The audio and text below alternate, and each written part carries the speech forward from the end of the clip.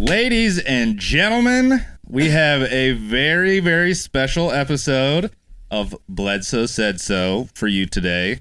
I have the privilege and the honor to talk to four of my favorite people in the world all at the same time. Look at their beautiful faces. We got the Bledsoe kids here. Woo! We're doing our big special episode of the year. And last year was you guys' dad, so like, what cooler than to have you guys here to talk? So we're gonna get into all the juicy questions, and we're just gonna have a fun conversation. But I thought it would be fun to, before we get into the questions and stuff, we're just gonna go down the line and kind of say where you're at in your life right now, catch people up, you know, let everybody know what's going on. Jeremy, we're gonna start with you. Is that cool? Yeah, that's fine. What's going on, man? Jeremy Bledsoe, everybody. Oh yeah, thanks. Yeah, that's totally fine. We can start with me. Hell yeah, I'm doing great. Yeah, how's life? Where are you at in life right now? What does life look like for Jeremy Bledsoe? In 2022. I work out, I go to work, and I play video games. That's about it. Son. And I enjoy it. You know what? You're extremely diligent and regimented when it comes to fitness and health. And if I'm being perfectly honest, it has been super inspiring for me. Oh, dude. No, it really has. We have a lot of conversations because, like, this dude keeps like spreadsheets of the food he eats, the calories he consumes, the calories he burns. Like, he is super diligent. Yeah, I haven't kept the spreadsheets as much lately because I work and I only use spreadsheets. Try not to use them on my off time as much, but yeah, that's right. You literally use spreadsheets like nonstop for your job. So yeah, I'm working as a data analyst. I work and do spreadsheet modeling and stuff. But that sounds real fancy. Is it fancy? Is it glamorous? It's not glamorous, but it is. I think it is pretty fancy. Yeah, at least I think. Like, you know, a nerd like myself would think that. But yeah. No. I did I used to document every calorie consumed for many years, and especially while I was in college, had a lot more free time. Yeah. And went and worked out a lot, forced myself to eat dry, pretty much boring chicken flavor. And broccoli. Yep, chicken, rice, broccoli, no seasoning, salt and pepper. That's about it. Yeah, and you know what? Lately, so he's been inspiring me a lot. I don't even know if y'all know this. He's been inspiring me a lot with like getting in shape, fitness, whatever, you know, just talking to him about it. True. And I've been giving him the recipes. Yeah. I've been helping him spice up his food life a little bit. I've been eating that salsa chicken. That salsa chicken, son? I've been eating that You salsa take the chicken chicken for about breast 2 and months some now. salsa, you put it in a crock pot and just let it do its thing for a few hours. Yeah, man.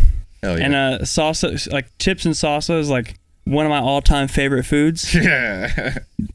I don't know why, but because you're Jeremy, bro. That and chicken is fantastic for sure. Yeah. So I appreciate that. I appreciate you, man. I appreciate you. Emmy, I want to start by saying shout out you. Hi, shout out me. Shout out Emily. Thank you. Tell us what life is like for Emily. So Holloway. Holloway. Yeah. I'm in a bit of a transition right now. Yeah. Jack and I, just got back from the Hamptons. We were gone all summer. Working. I'm teaching voice, not performing so much right now, but I will be one day. I don't know. Oh, I'm taking a vocology course. Vocology? Yeah. So without getting really deep into it, I took vocology courses through NYU.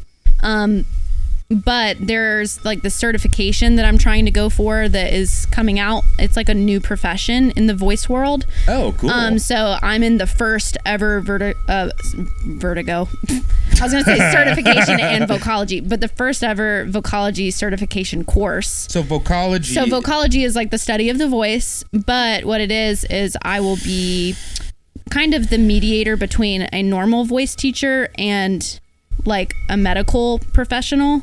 Someone who works with the voice medically, and then a voice teacher. And I'm already a voice teacher, so I'll be like the liaison between the two. And I can do just singing. And now I can, with this, whenever I pass the exam and have that, I'll be Emily Holloway RV, which is registered vocologist. So I just started that. Dang. Yeah. That's so dope. That's really exciting. That's so cool. I feel like somebody who has both the knowledge of... It's very sciencey. But I think that, like, I think that probably helps you be a better teacher as well. Oh, yeah. Because if you know why things do what they do, or how you can make certain sounds, how to keep it healthy. Right. I'm assuming. And I've already studied all of that. But this is just going deeper into it in like a medical sense. But I'm not a medical. It wouldn't make me like a medical professional. I can't diagnose anyone. So there's like a scope of practice thing there. But it is like another thing to, further my education. And so it's a course. You're in a course for vocology? It's a certification through NYU. That's awesome. Yeah. Thanks. Yeah, I'm excited about it. I'm super excited. I love bragging to all of my friends that I know, like an NYU professor who's undoubtedly going to be on Broadway someday. Oh, thank you. Like you're a musical all-star. Thank you. Yeah. Well, Jack and I, my husband, shout out Jack. Shout out Jack. We're planning to move. We haven't secured that yet, but we're trying to move to Orlando. So that's kind of what we're doing right now, is figuring that out. Yeah, and that's obviously tough. But that's going to be so much fun. I know. I'm so excited. It's going to be a great location for us. That's sick. Yeah. That's super exciting. Thanks. All right. Guys, you know him, you love him. The man, the myth, the legend. Ryan Bledsoe. Yo. What's up, baby? Yo. Feels good being out here in the sunshine. Yeah. I guess I don't really talk about my daily life much on the show, but I'm an insurance agent. Very routine, not routine, but very straightforward, like nothing crazy about my job, just, slinging healthcare to people who need it. And is it as fun as it sounds? It's way less fun than it sounds. Yeah, but I mean, if I'm going to be perfectly honest and perfectly candid, like we probably half or more of my life is dedicated to this and the podcast and, trying to talk about it as much as possible. And, like I don't know. I mean, insurance agent by day, podcast guy by weekends and by night. And, you're like a podcast vigilante kind of. Yeah, it does. It feels like an alter ego. It really does. Like going to the day job and I'm walking around, and then I'm not gonna lie to you. If I'm gonna be candid for real. Yeah. It gets pretty embarrassing sometimes when you bump into somebody that you grew up with and they're like, I saw your podcast. And I'm like, oh, what crazy thing did I say that you heard? You know what I mean? But yeah, I mean, I've had that experience a lot too. Yeah. It's fun. I mean, it's still like, honestly, the weirdest thing that somebody could say is still not enough to like depreciate how proud I am of our podcast and what super we do, grateful, bro. Just super grateful at the doors that it has opened. And like, this, the by this point in the year and a half plus we've been doing it, plus I've been like on the internet and Dad's been on the internet for so long, but like, the hundreds upon hundreds upon hundreds of DMs that have come in that are just like, hearing your story changed my life, hearing your story changed my life, hearing Emily, hearing Jeremy, hearing Junior, talking up there with Nick, blah, blah, blah, all these different messages, you've changed my life. And it's like, that will always outweigh the weird, circumstances. 1,000%. The people hearing it and saying like, yo, that's really dark. I didn't know you were weird like that. That's happened a couple times. Really? Yeah, once or twice. But yeah, that sucks. Other than that though, man, like the positivity that has come from this has been utterly mind-blowing. Super grateful. Very glad to have my siblings here. Oh, that's so sweet. That's awesome. Hell yeah, man. We're all proud of you. I think I speak for everybody. We're all so proud of you. Thank you. Speaking of being proud, Chris Jr. in the house. What's up, man? What's going on, man? You're such an inspiration to me in so many ways. I think you are a really dope father. Like seeing that Ryan was showing me videos of you and Teddy last night, and like that's a smart little kid, and he's funny, dude. He's super funny. But then also like you're a business owner. Yep. Like that's badass, bro. So what's life look like for you these days? Well, I don't know what I'm doing half the time, but I stay pretty busy. Yeah.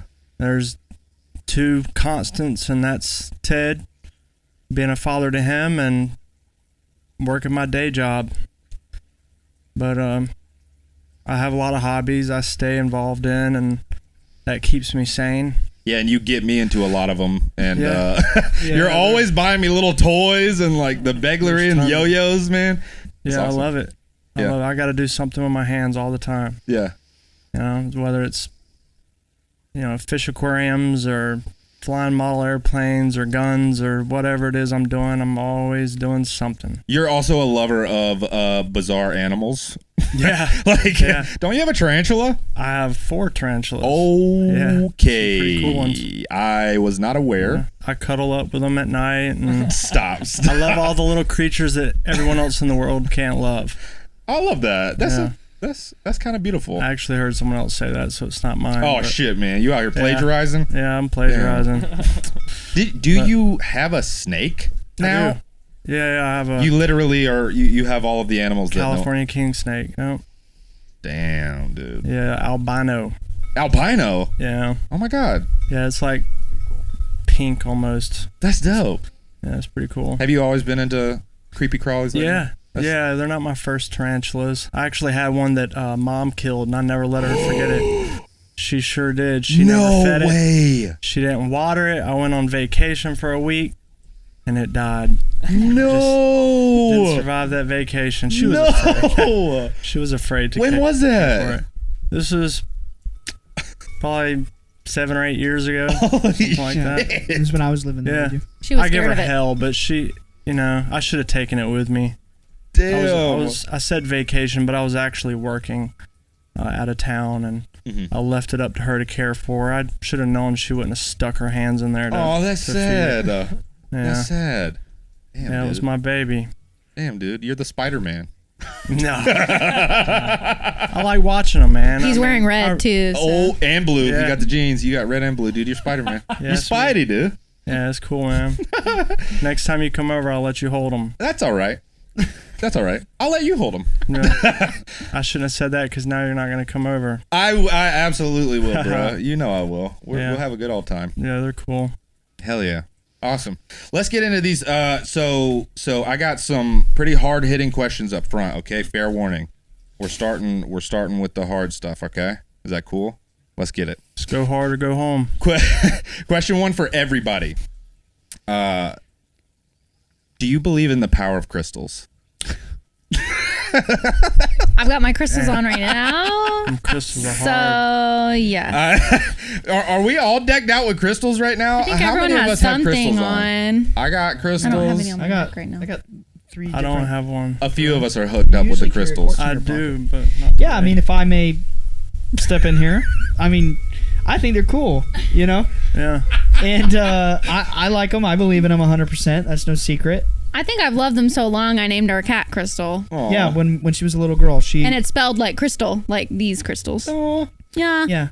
And we were always into living here in North Carolina, we were always gem mining. Yeah, like 4 hours away from the mountains, and that's what this ring is. This is from gem mining. Dad would take us all the time when we were kids, and we would go sifting for gems. And back then we didn't know about it. It was like crystals with this kind of energy or whatever. It was just pretty rocks and sifting for them. And me and Junior and Jeremy would collect strange marbles. We had Pokemon marbles, and we were always into little rocks and things. And then next thing you know, growing up, and we got involved with some of the strange characters that were coming around, CIA or what have you. And kind of. Through that connection there, nudged us to have. You met Dr. Gilbert with me, right? Yeah, and he was the first one who. Yeah, I was with you, and I actually just found my Tektite that Harold Povenmire gave me. Nice. Yeah, made me emotional. But anyway, long story short, that's why I particularly got so much into crystals, is because I was kind of nudged into them by some of our friends in this strange world. So, and I just ran with it, bro. Yeah, can I be honest? That made the list of questions just to check the crystal box. And I also thought it would be the perfect way to break the ice. Yeah. Okay, so now for real, we're going to get into... I think we have a super unique opportunity here. Obviously our show it's a huge lifeline to other experiencers out there. in a lot of ways. Just to see you guys, be able to talk about your experiences and, what it's been like, even like the mundane stuff. I think it helps a lot of people. So what I do want to know, I think one of the things about you four as people that I've always been very aware of is I think that you four are probably the closest siblings that I know in my life. Like, you know what I mean? Like, I've heard that all the time. Really? Mm-hmm. I do too. You hear it too? Yeah, everyone tells us that. Mm-hmm. Yeah, I hear that, and I appreciate it. Me too. But I always thought it was the same for others, and no. Until recently, I've been made aware that is not the case. That I think I can speak for a lot of people when I say it's not always like that. I mean, it's not, especially after you leave the house too, because some siblings are close and then they move away and they kind of move apart a little bit. But it's the sweetest thing when we were all in Wilmington the last time. You said something and it hit me. He goes, "Man, I miss my sister." He goes, "I miss Emily," and I was like, "Oh, how long has it been since you've seen her?" And he was like, "A month or two," and I was just like, "I haven't seen my sister in a few months. Love you, sissy." She won't watch this. But anyway, yeah, I think I think without a doubt, you guys are the closest siblings I know in my life. It is beautiful. It is so sweet. Thanks. It warms my heart. So my question, something I've always kind of been curious about is that something that has always been that way, or is that something that kind of started like after the first experience, after your life started to change a little bit? I don't know. Mom and Dad kept us like all together pretty much all the time. Yeah, like they wouldn't. I remember Chris like punched me one time and Let's get right into the. Yeah, he beat my ass. And but I just want to say one thing. You jumped off of the side of the pool and kicked me like some Spartan shit. I did. You left that out, bro. Hold up. Yeah. You're trying to throw him under the bus and you started it? Yeah. No, it works like, two ways. This is like, that was just an instance where we got into one of the many instances where we get into a fight, and like just how our parents just made us. Yeah. So I was there watching, and they never really let us go to bed angry at each other type. Really? Yeah. I remember that. I was horrified because we were so close. We were young. I was, little. I was probably like 6 when that happened. Yeah. Oh my God. And he's 7 years older. Jeremy's 5 years older, and Ryan's 3 years older than me. So you can add that up. But I remember that I was horrified because we never really fought like that. So for them to actually like hurt each other, I was like, the world is ending. But yeah, we were always kept really close and always made to, look out for each other. And I think, with everything that happened with our family, I think that just made us really shield each other in different ways. And I know the roles are different for each of us, very different, but I think we all did our own work to protect each other and still do that. So I think that kind of secured us. I will say we all talk most every day. I mean, we're in contact every single day, even if we're not together. Even if it's minimal, good morning. Yeah, even if it's a photo or a hi or love you guys. Love you. Yeah. And I don't know if you guys realize, but even that is special. That is abnormal. Yeah. You know what I mean? That is like, that's not, dude, I'll go months without texting like my brother. Yeah. Or love you, Robbie. He won't watch this either. But like I love my siblings. I have love for my siblings, and we do step up for each other when the time arises. But in terms of like a constant nurturing of a friendship, like y'all are friends. You know what I mean? Like y'all are best friends with each other. Yeah. It's just not, it's not something you see all the time. Hey. It's special. Well, I think we would all go to war for each other. No doubt. Oh, no doubt. I mean, I think we what would do you all- think the whole podcast is about? It's me No, going I out mean there, like physical. If we for had the to. family. Physical and emotional. Well, to finish, I would spend the rest of my life in prison for any one of y'all. That's love, man. Straight up. That's love. Because that's literally like I would sacrifice my life and my well-being if it meant taking care of my siblings. by the way, Nobody just more important. Just an example of how our parents like would discipline us and or raise us. That day that they were talking about, they never finished the story. I will finish the story because I watched the whole thing go down, and I was innocent of it, but for some reason I was punished with them. That's true. You know, Jeremy kicks Junior. Junior punches Jeremy. Keep in mind, we were like 10, 11, 12. Young kids, you know, don't know better. Yeah. And so here's what Dad did. Dad locks all three of us. For some reason, I'm locked up in the room too. It was my locks bedroom. all three of us upstairs in Jeremy's room, and I kid you not, for the next hours that we were sitting in there, being forced to be in there like little prisoners, we were not allowed to leave the room until we knocked and like got Mom and Dad's attention and showed them that the three of us were willing to hug and be friends again. Yeah. Like, it wasn't just like a "you're grounded." It was like a "no, you guys are going to get in there and you're going to talk it out, and you're not going to leave this freaking room locked until you're ready to make up." And that's how our parents were. It was never a punishing. It was, well, I mean, you know, push your parents to have a bad day. Maybe they'll, you know, whip you with a belt or whatever. Sure. But no parent is perfect. But they didn't treat us with that. It was always the fix it. It was always the your family is everything. Your brothers, your sister, everything. That's the only people in this world that truly matter, that are going to have your back. You go talk to your brother and make it right kind of attitude. I don't want to leap into any conclusions or anything, but I think that has to be it. I really do. I think the way that they instilled that as like the most important thing in all of your upbringing, like that's got to be it. You know, got to be. And I think like you said, when January 8th. 2007, the first experience, when that first happened, and then the coming days, weeks, months, years, whatever, it sounds like that bond between you all was only strengthened. Mm-hmm. Is that like, were there any other immediate changes? Did anything else stick out in any way? Like, like what sort of changes did you immediately notice in your lives? Do y'all want to go, or do y'all want me to just keep rolling? Go ahead. Yeah, start. I'll tell you, for me, I mean, I say this all the time. When it really, really hit me that something crazy was going on, was this memory I have of a Baptist preacher coming to the house and trying to exorcise our dad, and the ridicule that Chris faced.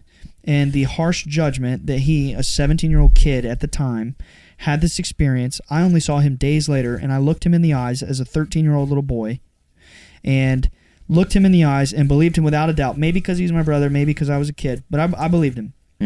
And I believed my dad. And I would see the other people say they were lying. Their own brother and sister, my dad's own whoever. I don't want to say anything particular about anybody, but sure, yeah. The closest people in our lives who traditionally you're supposed to be safe to go home and open up to and be yourself to, they had this incredible experience. They came home, they started telling it, and they were treated like lepers. They were treated like literal, not to bring up any bad vibes, but when I witnessed this as a little kid, it made me want to like shake down the whole planet and like show them what they did. You know what I mean? Like, I don't know, switch in my brain. So then maybe one of the changes that you noticed was that you became more defensive. Oh yeah, like more about my family. Yeah. It was a family thing. I mean, we're seeing these lights. No one was believing us for years. Yeah. We're believing them. Felt like us against the world, which strengthened our bond for sure. See, and that's wild, because it's like even that to a lot of people would have been a test to the bond that you all share. Like even that could have been something that very easily could have driven a wedge between you guys. You know what I mean? But look at you. Yeah, it didn't. A lot of infighting would have occurred. And so there was none of that? I mean, there's always going to be infighting in a family. Yeah. But, and it wasn't always, easy. It's never easy, but, I'd be lying if I didn't say that it was probably all worth it in the end, because, the negative was only temporary. I mean, of course we still have negative today. Everybody does, but sure. Yeah. But if you net out, to me, over the past 15 years, if you net out the positive and the negative, personally for me, it swings pretty far in the positive. That's awesome. I couldn't go back and want to change any of that. Well, that was actually going to be one of my questions. Is like, is there any part of you that has any regret or misses the old life? But I mean, I think I know the answer to that for the four of you. As a child, it was nice to get whatever I wanted. Okay. But okay. I'm glad that it didn't persist that way, because I would be a piece of shit. Yeah. And I'm pretty proud of who I am today, so I couldn't say, I don't know if I could say that if I grew up with a silver spoon. I guess what he's alluding to here is just before the experiences happened, our dad had a multi-million-dollar construction empire in this town. True, yeah. And it all went down the tube, and as a family, we experienced literally just crashing into poverty. Me, Junior, and Jeremy were literally on the weekends after middle school, and for Chris, he was in high school. On the weekends after school, we were building that house. Yeah. And I helped a little. You did. But you were young. You were like I nailed some nails. You were like 9 years old. And what Jeremy's getting at is like, if we didn't our suffering as a family went way farther than just the beings. That was like the cream, or the icing on the cake, the cherry on top. When that happened, it was like, oh my God, how will we ever get out of this as a family? Yeah, the struggles were starting before the UFOs. That just really catapulted us into a dark place as a family, where we were like, okay, things are different. Yeah. Yeah. So it was kind of already happening with that. Yep. Yeah, because for the, I mean, I think we've mentioned it before, but yeah, you guys' dad was like a construction superstar. He was. And my dad lived next door to your dad for quite a while, and he told me recently, he's like, I used to, because my dad's younger, like maybe 5 or 6 years younger, and as a kid he used to look over and see your dad always doing something, and he was like, man, I used to want to be him, because he was just like the cool next door neighbor that was well, also your dad lived next door at the time to my dad's first wife. So my dad was coming over next door to your dad's house, so that's something his dad told me very recently, was literally Nick's I never knew this my whole life. Nick's dad was seeing his hot neighbor, that was his words, his beautiful neighbor's boyfriend and husband coming along, and thought he was cool as a little guy. So it's just weird. Their dad built the house I grew up in, which was that house that we ended up moving into that house later. But so we I think we've definitely talked a little bit before about like that dark period, but that transition from when how long was it when he was having issues with the business stuff? How long was it until the experience? Was it years? Was it months? 1 or 2 years. Okay. And when it all just crashed, and then it was he was also sick. That was part of it. Dad he had a near-death experience in between that time. So he got sick and then had to sell the business, and we lost it. That's and then had to move. And then when we moved, we had the UFO stuff happen. So it was just very, one thing after another. And when he was really sick, I didn't even know it, but he, was dying in the hospital. And we're like little kids. Our and mother was shielding. Mom was like, a wreck. And then we bought him a parrot.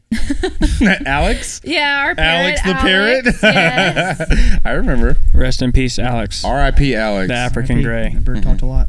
That bird was smart, dude. It was so smart. We used to walk by all the time, and it would make the sound of a soda can opening. It would be like, yeah.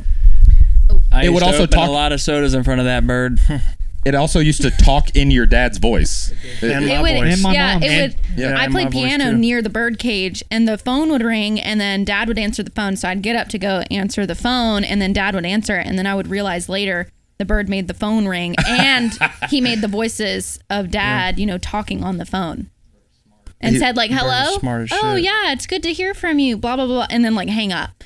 Also, the bird, for a long time, he was right by my bedroom door. Right. Oh, yeah. And he would say, hey, Mom, and sounded just like me. Mom would come from the other side of the house to check on me, and I'd be like, that was the dang bird. Your room used to be the bird room. Remember? Yeah. Yeah, we called it the bird room. We had a bunch of birds, cockatoos and macaws, green-winged macaws, and Alex. Ever since I first met Alex, gray. I always wanted a parrot like that. A lot of work. That was the first talking bird that I ever saw in my entire life. Ever. it blew my mind wide open because it's making soda can noises and talking in your dad's voice. I was like, it was like magic. It was like really bizarre. There was a time or two I got it to answer a question. No, yeah. Because no way. Because it was smart. It was smart. I mean, it was an African gray. For anybody who doesn't know what that is, it's like literally the smartest. It is the smartest animal bird on the planet next to human beings. Apparently, one of them. Yeah, it's rated in the top 5 of all animals, and it's just brilliant species. It can learn up to 1,000 words. Yeah, I've read a book that said that one time. Yeah, I had a book on them. I had worked all summer long to help buy that bird. Oh, there was a little German lady that lived over by the hospital that bred birds, and we all threw our money together to buy Dad that bird. That was his coming home from the hospital present. He was sick, and Alex was so smart that Alex got out of the cage, and our dog, was playing with it, and it passed away. Yeah. And it should have lived as long as a human. So it should still be alive. It was really, really upsetting, as you can tell, whenever Alex passed. But anyway, that bird was so smart. Dad could make it do tricks. I was just thinking that it would make a UFO noise too. He could make it play dead. But Dad could hold this bird by its back with like laying down with its feet up, and he could take that bird's head and he could pet it and make it lay its head down and say play dead, and the bird would lay there limp. It had complete, and it gave kiss. Dad complete authority over it. Dad taught it a French kiss. It bit kiss. everyone else. I mean, it was like Dad was its master. He has a way with drawing animals. blood. He has a way with animals, man. Yeah. R.I.P. Alex. We're gonna put let's put a graphic, like a picture of Alex at the end. R.I.P. in like the year. You can tell we're talking about Alex a lot because during that period of time, Alex brought a lot of joy into our home. Yeah. So it was a moment of peace throughout the day whenever we would interact and speak with it. So your dad really with her, loved He picked Alex. It from an egg. Aww. It was literally an egg at the breeder. Yeah. That's so sweet. And then we would go visit it after it was born for the weeks leading up to taking it home. I mean, he had a real soul attachment to this bird. Well, it's beautiful that he had that connection coming home from being sick in the hospital. That's really nurturing. There were many times that bird got out and would fly around the property, and he would just go around. He would call it, and it would come back to him after it gets out. Yeah, it'd fly up to the trees. Yeah, go get berries. Yep. Yeah. I remember that. Yeah. Rip Alex. So we should start an entire podcast about Alex. That'd be cool, right? It's a shame he couldn't be here to host it. I'd have him right here on my shoulder. By now he'd chime in your dad's voice. Yep. He would have been almost 20 by now. Aww. Almost. No telling what he'd be saying right now. So one thing that I'm really curious to know is obviously, like you said earlier, much more positive has come out of this than the negative. But there was a period where it was particularly tough for you guys. If you could go back to that time and just give yourself some kind of piece of advice or prepare yourself in some kind of way for the next few arduous years, what if anything would you tell yourself, and just to prep yourself? I'll go. I think I would say, that there are people will not believe you. There will be people that won't, and that's okay. You should talk about it anyway, and not let that get in the way. Because I think for so long it felt like we were criticized and picked on, and we struggled so much. I never came out about it to anyone. I never talked about it to anyone. And if a close friend or boyfriend or something, and we got close, it was probably a long time before I would even tell them. So I think I would just go back and say, people won't believe you, and if they don't, you don't need to worry about what they think. Just say it anyway. And also, it's okay not to talk about it if you don't feel like it, because there's times where it's been pressure to talk about it because these people come to our home. And imagine being a little kid, all of us, where you have this lifestyle where you're terrified to talk about things that are very real to you, to people that matter to you, and then you have strangers coming into your home saying, tell us about it, and you're like, I can't even tell my own family about this. Why do you think I can talk to you about this? Wow. And open up and be authentic and vulnerable with you? And then you go and you make a bad Discovery Channel episode, or you go and you threaten to kill us, and it's a lot of vulnerability and a lot of confusion throughout all of our lives, learning who to trust, who not to trust. And I think at this point we're all kind of like, we don't care, like if you have something negative to say, it's like, that's your opinion. I'll still love you no matter what, because I don't want to hate anybody. Sure. Because I think not everyone is meant to believe and think in the same way. And if someone doesn't believe me, I mean, it doesn't feel good, but I don't want that to let me have any negativity in my heart, because I don't expect them to believe me or believe us. Yeah. Honestly, that's really illuminating. That's like, I don't think, I don't think a lot of people think about these like really nuanced things when they think of you as experiencers, especially experiencers that were experiencing as kids. Yeah. And as you grew up. Those are things that people don't think about, and those are formative years. Well, even now when people ask me about it, I still don't know what to say. Even now, like if you were to say, what is your experience? I'm like, because it was just, number one, so complicated. Yeah. There's so much. So much stuff, and it involves all of us. It's like a family thing, and we all have our individual experiences and our group things, and then the government stuff. So yeah.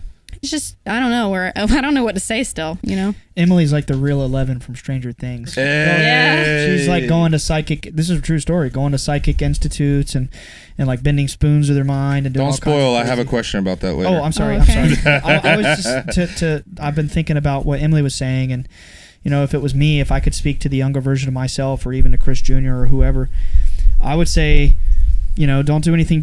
First of all, I don't believe we did anything wrong, because even in our worst way of trying to express what happened to us, it was only from trauma and not understanding.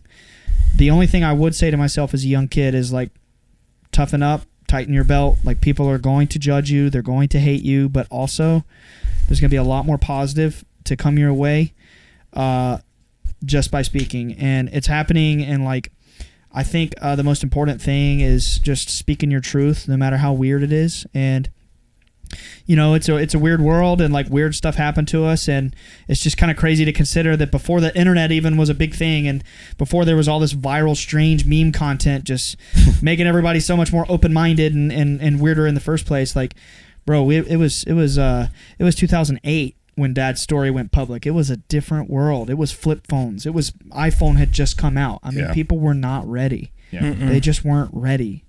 And that's what I would have said to me as a kid, is like, someday they'll be ready. It's like what Dad always told us, God's time is different than our time. And it's this big grand plan. These beings have a reason, they have a purpose, and all the suffering was a part of it. So that's awesome. Yeah.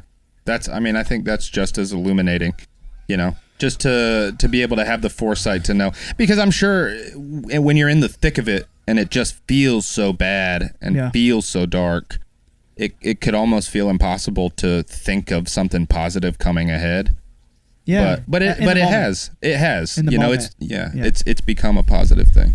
Yeah. I think if I was able to go back and talk to little old me back then, little Jeremy, you'd be like, hey man, hold on to that hair, son. Yeah. You better appreciate it while you got it. And hey, I would say the same thing to myself, by the way. And don't worry about it. You're going bald. But no, I just I don't know if I would tell him a whole lot, but I would probably just tell him not to give as many shits. Don't give as many shits. Yeah, like don't worry. Don't put too much stock into what people say or what people think. Just be unapologetically you. So did you have That's what I would say. Speak your truth. Don't give a shit. Just keep telling the truth. Don't require don't validation. Let it ruin your mind frame and have you so upset all the time. Just do your thing. Yeah. Be true to who you are and what you saw and witnessed, and it'll all come together. Yeah. There'll be many blessings in the end. I mean, I guess that's kind of like why it's your truth, because your truth might be a lie to a lot of other people, but it also might be a truth to others. And if your truth is a truth to others and it can help other people, then you almost have a responsibility to go forward and be truthful and be honest and be open about it, because you never know how you can positively impact somebody. Yeah. What's up, Emmy? I have something else to say. Another answer to your question. Cool. I think, religiously, where we were. Oh yeah. I think I would just say, like, God is in this too.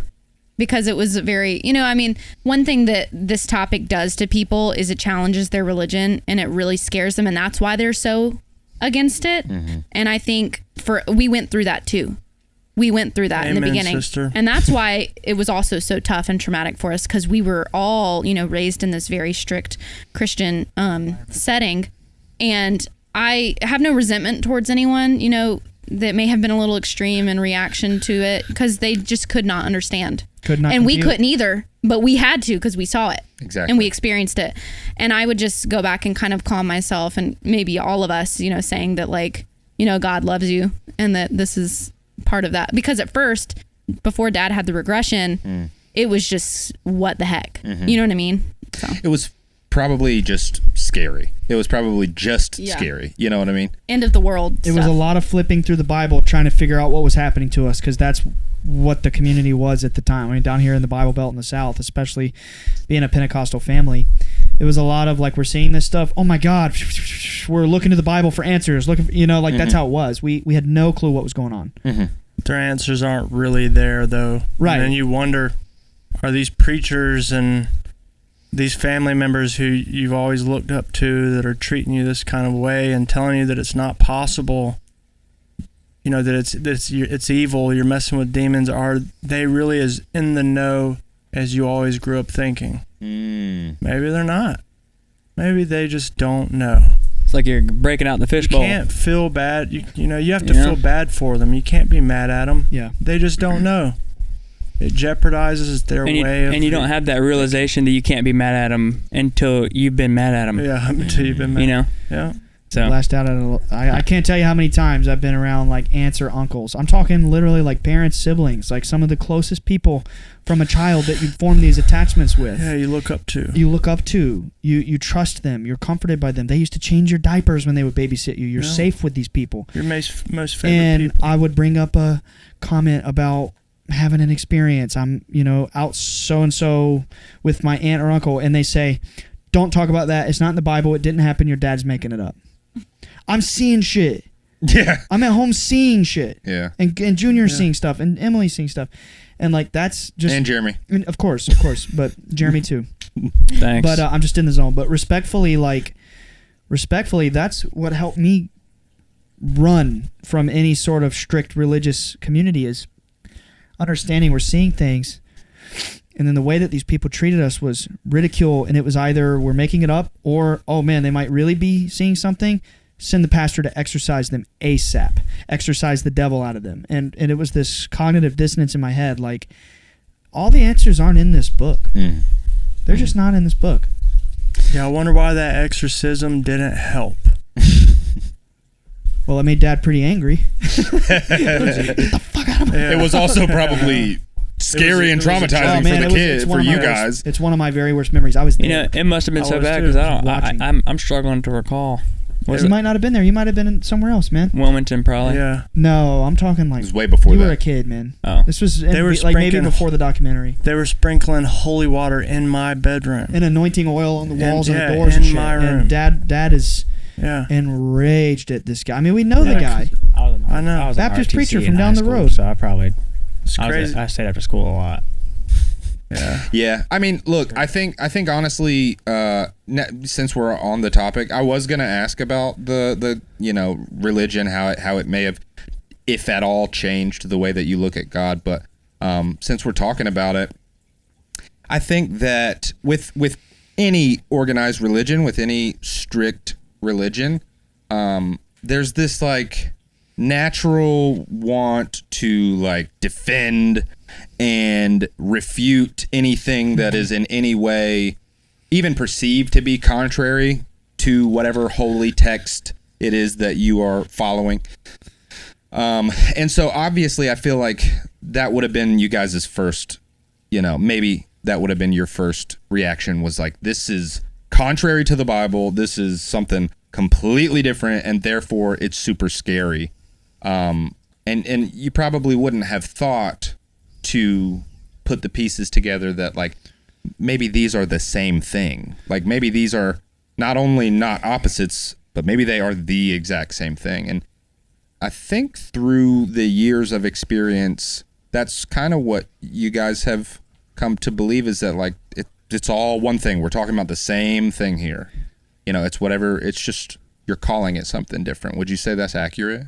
Actually, it might be quite the opposite. From the beginning, Dad maintained and even told in the initial proposals of the Discovery Channel show and his initial investigations, he reported that they were angels, and he had that impression, and that they had communicated to him that they were coming to help from a higher place. And that was a lot of the ridicule too, was, oh man, the Bledsoes are really crazy. You got so-and-so out in, Arizona seeing a spinning ship, and it's got these green blinking lights on it, and you got this little green man smoking a cigar, blowing rings out the window. Everybody believes him because that's what Hollywood's all about. Right. But the Bledsoes are out there seeing spiritual shit, and Crazy Chris is saying it's angels, and MUFON's getting down and like getting their hands on that to smear it. And that really made us look bad, because Dad's experience back in 07 and Junior's experience fundamentally flipped the worldwide UFO paradigm on its head. So not only did we get attacked from the religious community who were saying, that's not in my Bible. We were getting attacked from the UFO community saying, that's not UFOs. That's not in our There were book. these multiple agendas just hanging us out and to dry. I got a question though. To fry. Who's to say that the little men they saw from back in the Bible days in those beautiful chariots of fire aren't the same things that we're seeing? If they were reporting it back then, then why wouldn't they be reporting it now? Yeah, we're just relying on the descriptions of those who witnessed it back then. Yeah, and we know how that changes over time. If I tell you something, then by the time it gets to him, it's something completely different. The telephone game? Yeah, telephone game. Yeah. I was always bad at that game. I think you're 100% right. I think it's the same thing. It's like in the book of Genesis, it describes the angel that's like guarding the Garden of Eden as a flaming sword spinning in all directions. That sounds like an orb. Ezekiel, the vision of the spinning metal wheel that's on fire. Yeah, it's like, and these weird creatures step out of it. Any entity in the Bible that is mentioned is scary, and the person falls and shields themselves or selves or hides. And fear not, for I am an angel of the Lord. Mm-hmm. Yeah. So and that they were on fire and things like that, and it's like they didn't have the same understanding of technology and science in the world, to not that these are scientific beings, that they're spiritual, but if it's glowing, it's on fire to them. Right. So like the vernacular and also translation over time has become muddled, and I think it relates. Yeah, the terminology was so different that they just described it the way that they could describe it back then, and us looking back on it, if you try to just put yourself in the headspace of somebody that has a completely different vernacular than you, like, it's not that much of a stretch. It's the same thing. Put yourself in the headspace of somebody that has a completely different vernacular of you, also lives like 1,000, 2,000 years ago. Literally, in the desert. Yeah. With access to hardly no information whatsoever in any capacity. Exactly. And then they see something, so of course they're going to get to their knees. Yeah. So. Yeah. I reflect on this a lot, and just to my last little input to that question, but I would say that the four of us kids and our mom and our dad probably have been through some of the most extreme spiritual trauma compared to most other people out there, and it's not to say like, oh, my trauma's worse than yours, but it's just, I'm sitting here trying to figure out how to heal from this, trying to figure out like in process. And it might shock people to know that like on a day-to-day basis, I don't just talk about this, or we don't just talk about this with everybody we see, and we pretty much go on and live a normal life and barely bring it up, try to.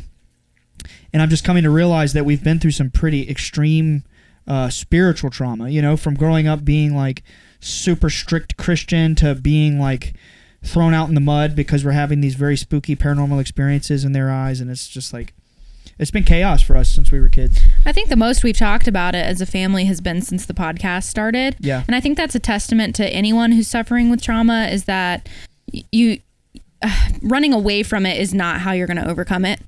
And discussing it and thinking through it. I mean, everyone does it in their own way, and I don't want to encourage anyone to face anything that would be unsafe for them at the moment, but eventually you have to, release somehow. You have to face it so you can release it, because your body holds that trauma, your mind will hold on to it.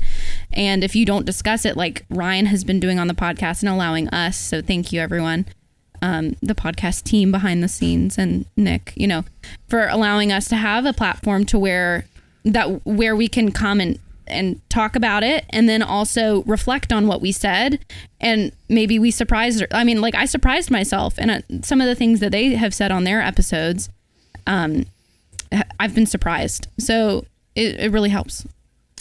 Yeah, it's like when you're put in a situation where you're allowed to just kind of go and talk and talk and talk, and you're talking about things that are so deeply personal and have affected you so much in your life. Like, you'll start to say things that maybe you're not even aware you were going to say, but they're really illuminating, and they're like, wow, that, you know, you look at it and you're like, that sheds a light on. You know, I think that it kind of affected me and Emily and maybe even Jeremy the same way, being the podcast came out. You know, just, I was in the shower listening to Emily. I was driving, got home, jumped in the shower, and I have a little radio I carry around with me, DeWalt Bluetooth radio. And I just kept listening to it. Yeah, shout out DeWalt. Not a sponsor. All right, too bad. But, yeah, I heard some of the things she was saying about me. You know, I guess it just kind of opened my eyes up, and hearing them, you know, speak about my story, our story, yeah, it kind of changed my whole outlook on things, and that's the reason I'm talking today. Well, I think, in my eyes at least, you know, the fact that you were willing to share something so troubling in all of us, I think that is the hardest thing you can do. Facing it is hard, and then speaking about it to someone is really hard, and then saying it publicly is probably the most vulnerable you can be, and it's so difficult. And I'm really proud of you guys, and proud of me, honestly. I'm proud of me. Yeah. You should all be really proud of yourselves. A lot of respect. It's the strongest thing you can do. It is 100% the strongest thing that you can do. Knowing that someone out there will still belittle you no matter what, people that you love. And they do. They still do. We get it all the time. Yeah, all the time. One reason that, you know, I was probably so quiet about it for so long is because nobody I cared enough asked with the intent to listen. Yeah. Yeah, you know what? This is an interesting like she said earlier. This is an interesting segue into. I just didn't care about them enough to respond. Well, I have a question specifically for you. I'm gonna jump ahead to it if you don't mind. Yeah, specifically, I have a question for each of you. So, the thing that I had thought to ask you was, you know, coming around, when I first started coming around, and for the following couple years coming around, it was usually me and Ryan were always talking about the experience stuff. Obviously, you were the one that broke it to me, and we've told that story. But it was always like me, Ryan, and you guys' dad all sitting around talking about this stuff. Emily and Chris would definitely like jump in, talk about it and whatever. But it seemed like at the time you were the most apathetic towards. That's because I adopted an apathetic personality after all the trauma started happening. And I guess that was my own mechanism, self-defense mechanism to not, it's kind of like you don't raise your hopes up. You can't be disappointed. Get disappointed. So if you adopt an apathetic personality or a mindset, you don't give a shit. So why does it don't matter? So it was like a defensive thing. Yeah. But again, like I maintained that mindset for so long because nobody asked with the intent to listen. They just asked with the intent to tell me I'm wrong or judge or make fun or for whatever reason. So it's easy for me, it was easier to become a recluse. And what about like your friends at the time? Was it the same? Was it kind of the same with them? Like you didn't really feel like you could come to them about that stuff? No, they didn't really care as much. Which is like you can't necessarily blame them. No, because it's not everybody's going to care about this kind of stuff or whatever. No. The fact that they knew about everything that was going. I mean, did they know about? Oh yeah, I mean everybody knew, of course. Right. Yeah. I mean, they'd tease for sure, but was it? They were never too harsh about it, but that didn't mean it didn't sting. So it did. Yeah, of course. Yeah, it has to, I think. And a lot of them have since come around and apologized for stuff like that over the years, which is really cool. I see them liking podcast posts. It's a good production. Not calling any names. That's a real friend, And a lot of them are still my friends today. So, I love them dudes. They're my boys.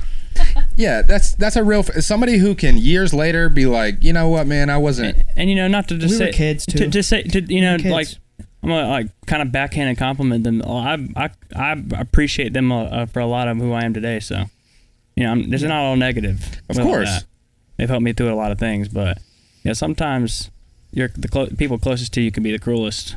Whenever that's true, you can't. So you kind of learn not to confide even to the people you think you're close with. So it just compounded a bunch of feelings of like not abandonment. What is it? Disappointment for being disregarded or not taken serious. And even to this day, thoughts like that creep into my head. Like, don't nobody take me serious. Like, why am I even going to talk? So, which is so not true, man. Of course, you demand so much respect just by being you. Thank you. You truly, like, you're like a role model for a lot of people, but also you're just a good person. Like, I think all four of you are people who any person on this planet could speak to you and get along and become friends with you guys. Thanks. You know, you're all very personable. You're sweet, like, you know, but that had to be super difficult, you know, to be that young and to feel like you can't talk to anybody about that kind of stuff. Did it end up actually changing your internal relationship with this stuff? Like, did you find yourself not caring about it anymore because you were kind of using that defense mechanism? No, that was like my what I projected, but inwardly I definitely contemplated, and we talked about it a lot in private. Yeah, talked about it a lot in private. It's just you got to maintain an image in a strict family. Sure. And I still have to maintain that image today. Mm-hmm. And it can be kind of hard, and to maintain that, just to keep peace, really.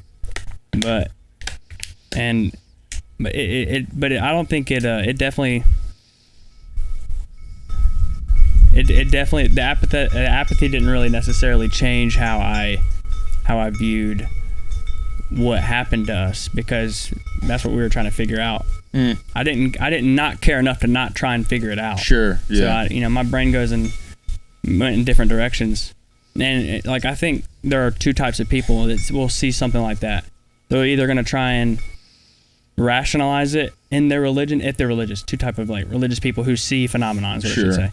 They're going to try and fit that within the confines of their beliefs, or they're going to dismiss it entirely, and they won't even try and assign a reason to it. That didn't happen. Exactly. Yeah, you see it all the time. Yeah, I think that's from their own fear, and probably yeah. You know, fear of the unknown is one of the greatest fears. 100%. Yeah. So, but Dad and all of us were the type to try and figure it out. Head first, run towards it and try to figure it out. And that was, sorry to cut you off, but that was definitely me as a kid. Like, I've had so many conversations with Dad, literally talking about Chris Jr. Like, why did he get to see it up close but not me? Why can't I see it? Why can't I see it?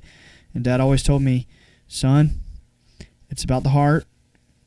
It's about your intentions. It's about the right timing.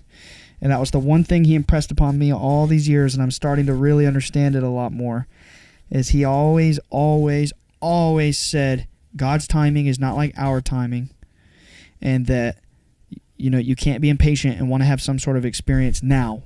It's going to happen when the timing is right, and when it's like meant to be, and it could be 20 years from now. It could be 15 years from now. It could be right now. And, you know, it's just like, just can't be too impatient. Gotta just sit back and just understand that everything is playing out how it's supposed to. It's all about destiny. I think also part of that is like, I just get this impression sometimes when I'm asking to see something, I get this impression that it's like you don't need to see it because the thought of you wanting to see it is enough.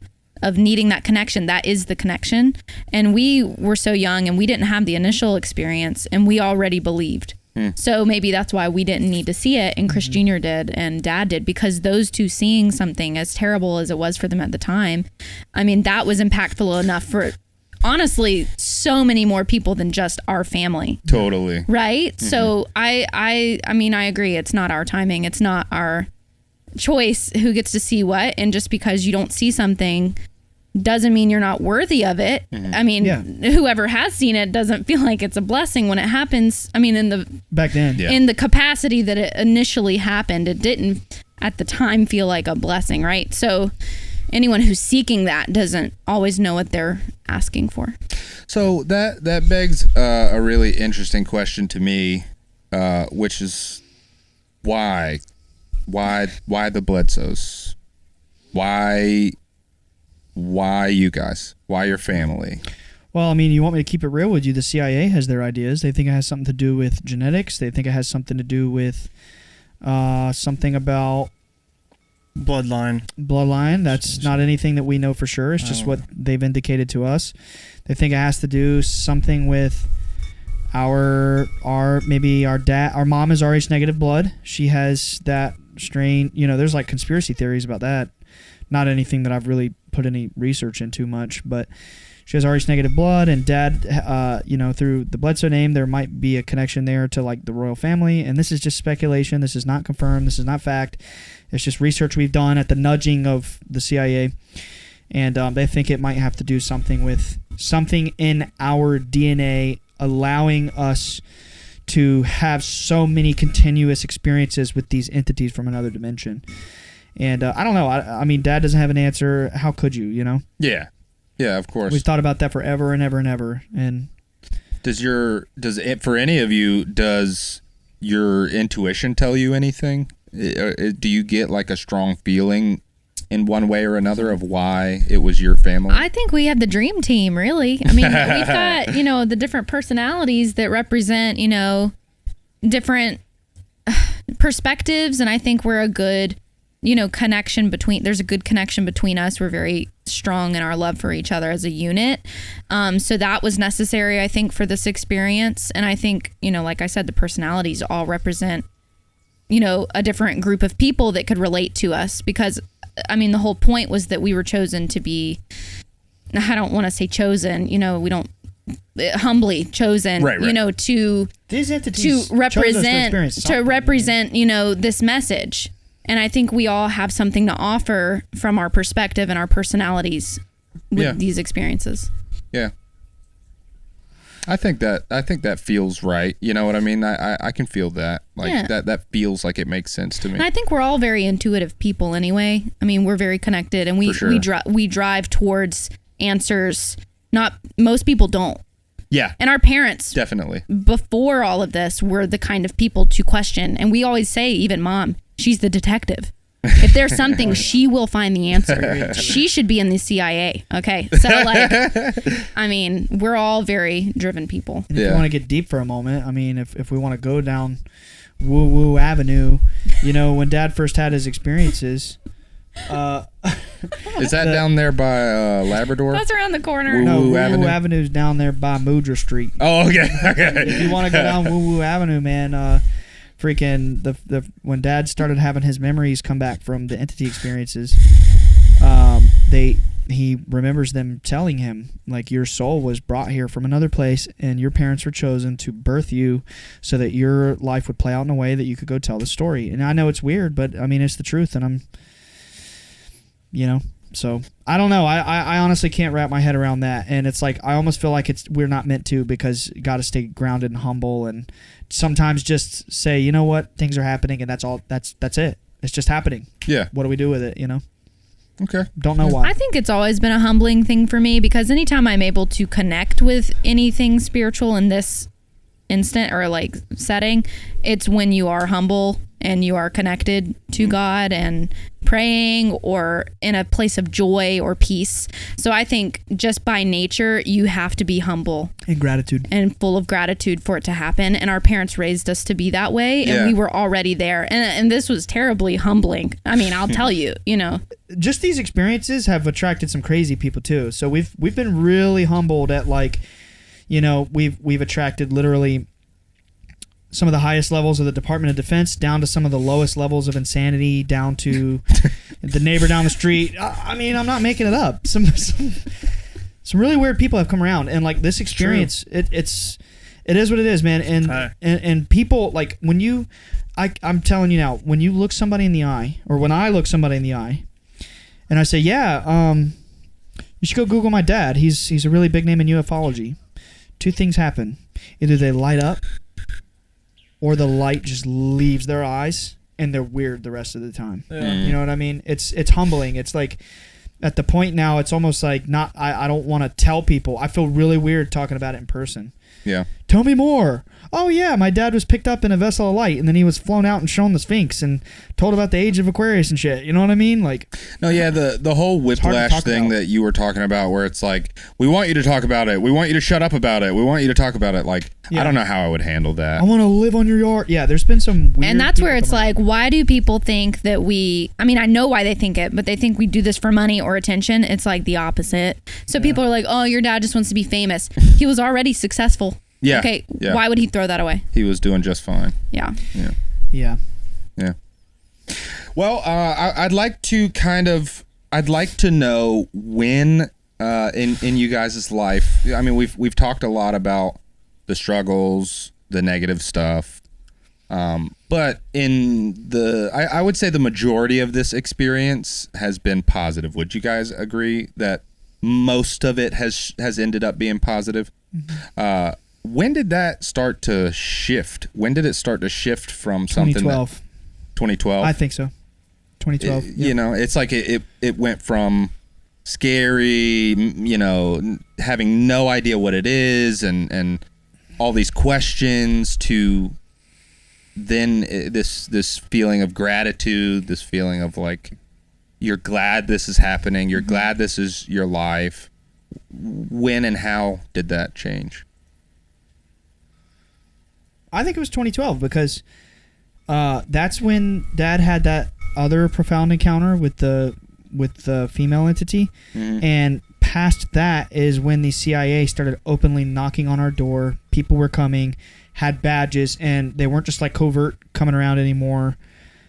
Long story there, but there was a NASA guy coming around since like 2009 who was also CIA, but we didn't know that until many years later. But truthfully, they didn't start coming and saying, I'm with the CIA until that experience in 2012.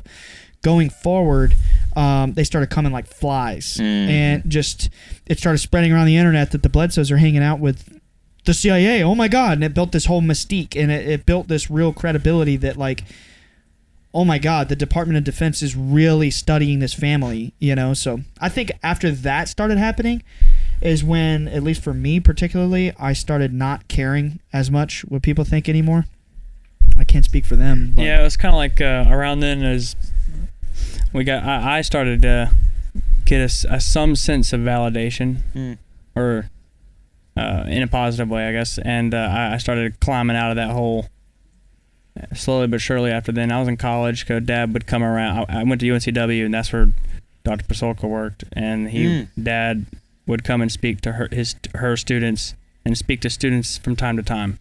And I was able to go and talk to some of the students and interact and see. Oh, that's cool. I didn't know that he did that. I didn't know he went and talked in front of classrooms and stuff like that. Yeah, he did. That is awesome. Times, conferences and all kinds of stuff. Yeah. Right, because Dr. Pasolka, she was a professor of what? Religion and philosophy. Yeah. Gotcha. At UNCW. But she had a specialized course that she was probably one of the only people in America. UFOs and religion or something like that. UFOs and religion. Yeah. And she would invite Dad as a guest speaker for her students as extracurricular, like after, it wasn't like during class hours, it was like nighttime conferences kind of things. Gotcha. So it feels like ever since around that time with the experience with the lady, from that moment forward, and because you guys have all, like you said, you've all had this thirst for knowledge, this thirst to know more, dive deeper, figure out what this is, you know, whatever. It feels like one of the things that was revealed there was like this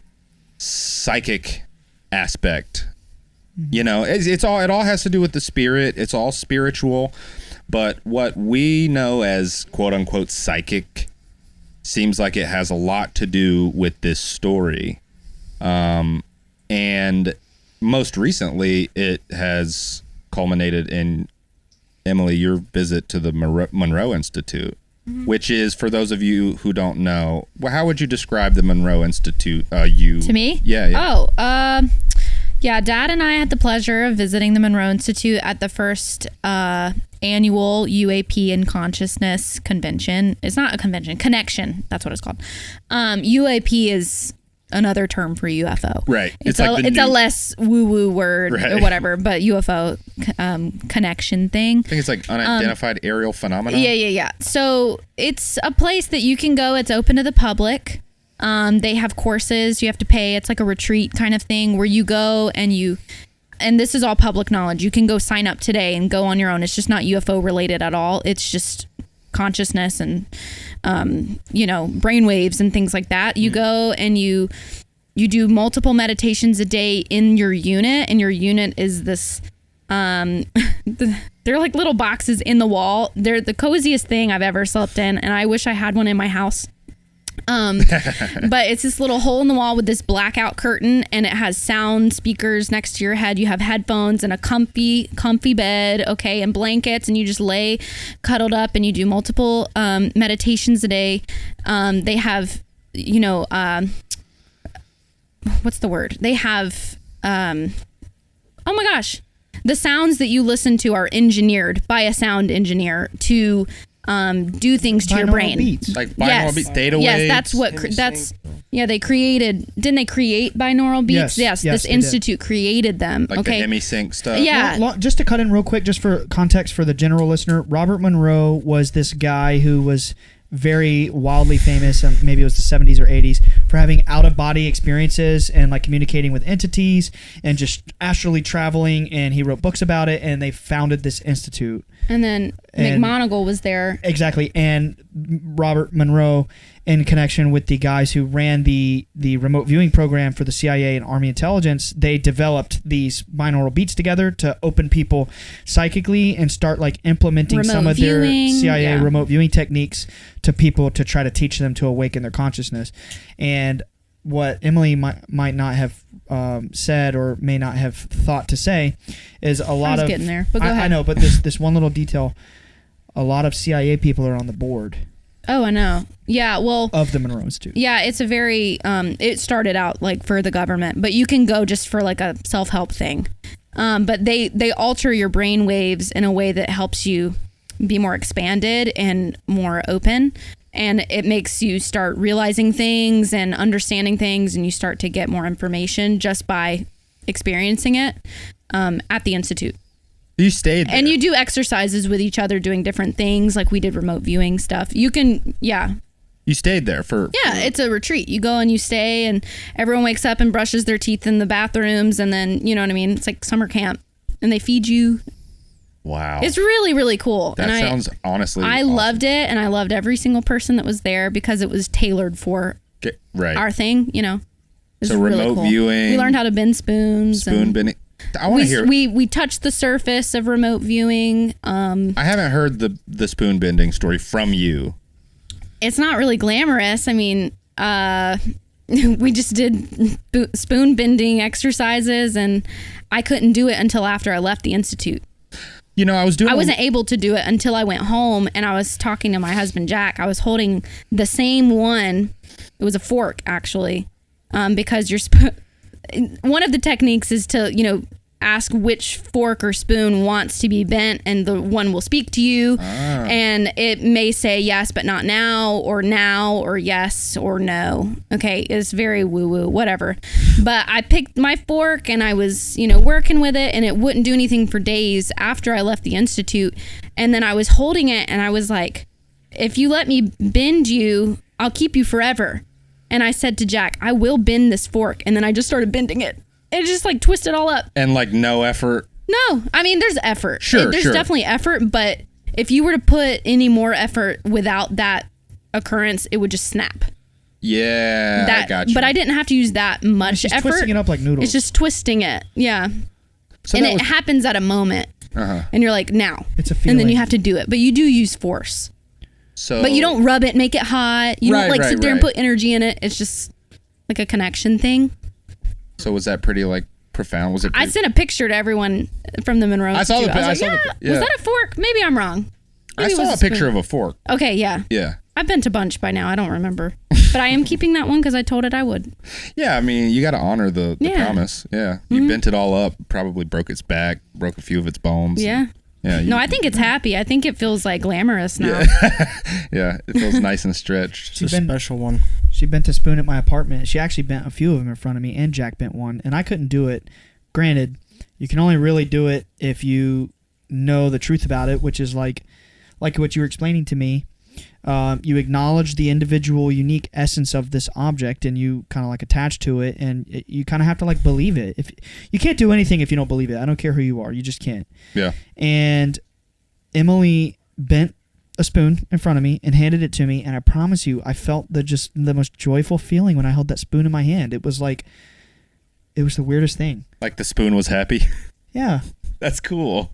That's really cool. That's the thing about consciousness anyway. Well, if everything is energy. Everything is energy. If everything right. is waves and energy, Yeah. Everything is energy. It has its own essence. It's a created little object, right? So it's not that weird to conceptualize. There was thought into making this item. Yeah. There was conscious thought. Yeah.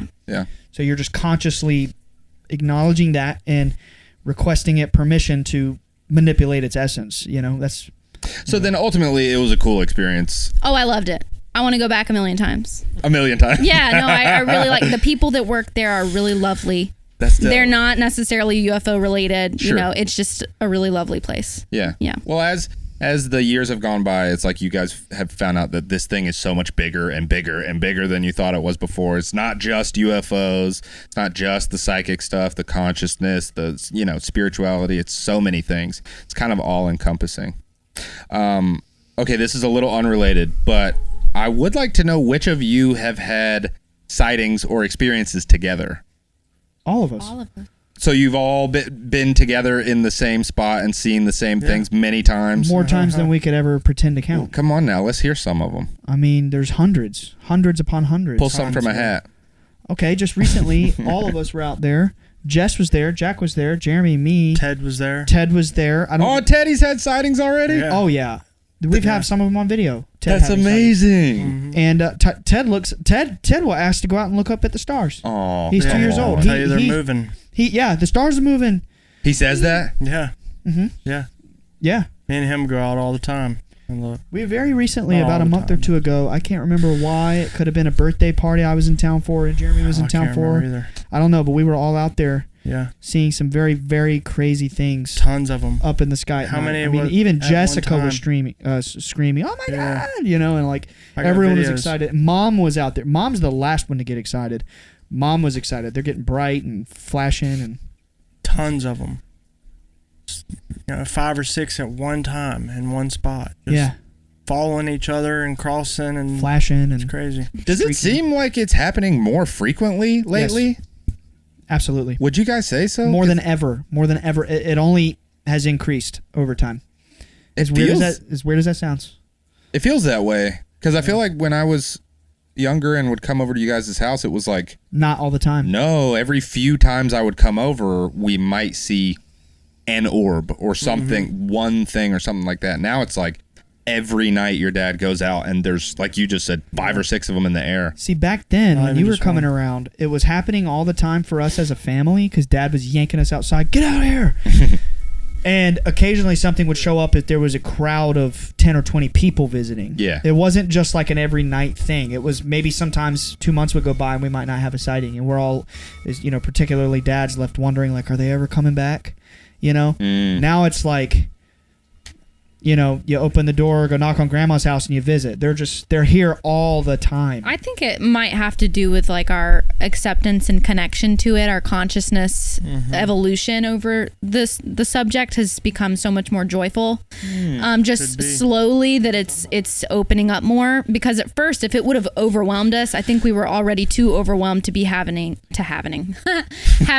frequent things happening. Yeah. If that makes sense. Yeah. I mean, we had stuff a lot, don't get us wrong, but consistently, like every night, if we want at this point, is not like it was when we were very young. For sure. And it wasn't all the same. I think we were in a place of fear. I mean, because we maybe not because of confusion. Whatever, just confusion about the world, about ourselves, about spirituality, and now we're just kind of like, yeah, joy, yay. It's a very good point. So when you say there wasn't all the same, you mean like different sizes, shapes, sizes, colors, everything. Yeah.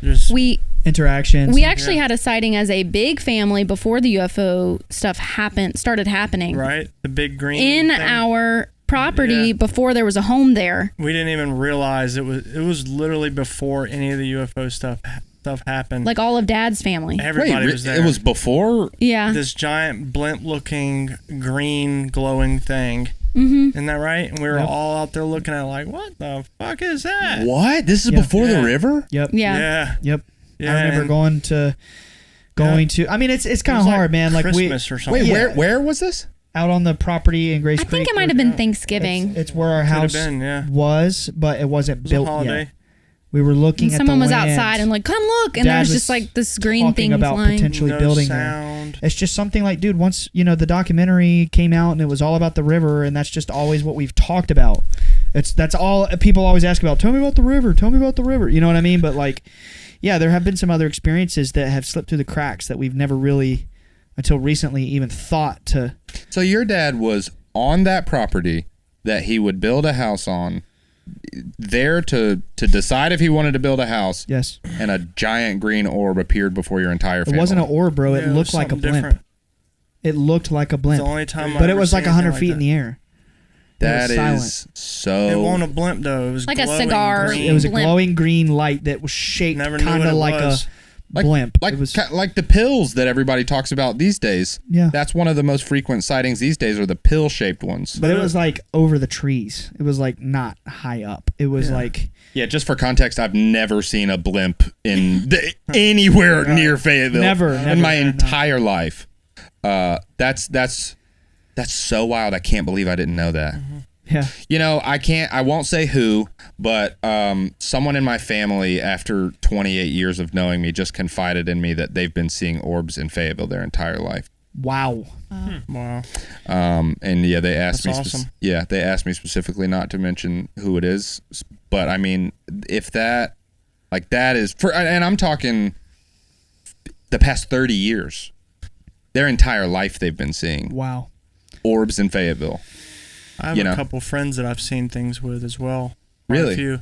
And almost every one is still to my friend to this day. One of my friends. Like me and a guy that I'm close friends with. His name's Zach Bond. Shout out Zach. Shout out Zach. Wow, man. I talked to him this week. Nice. He lives in Miami now, so I don't get to spend time with him. But he has a roofing company out there.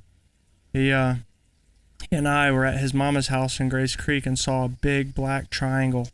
The only triangle I ever saw like this, but it was low. It was like, not far above the trees.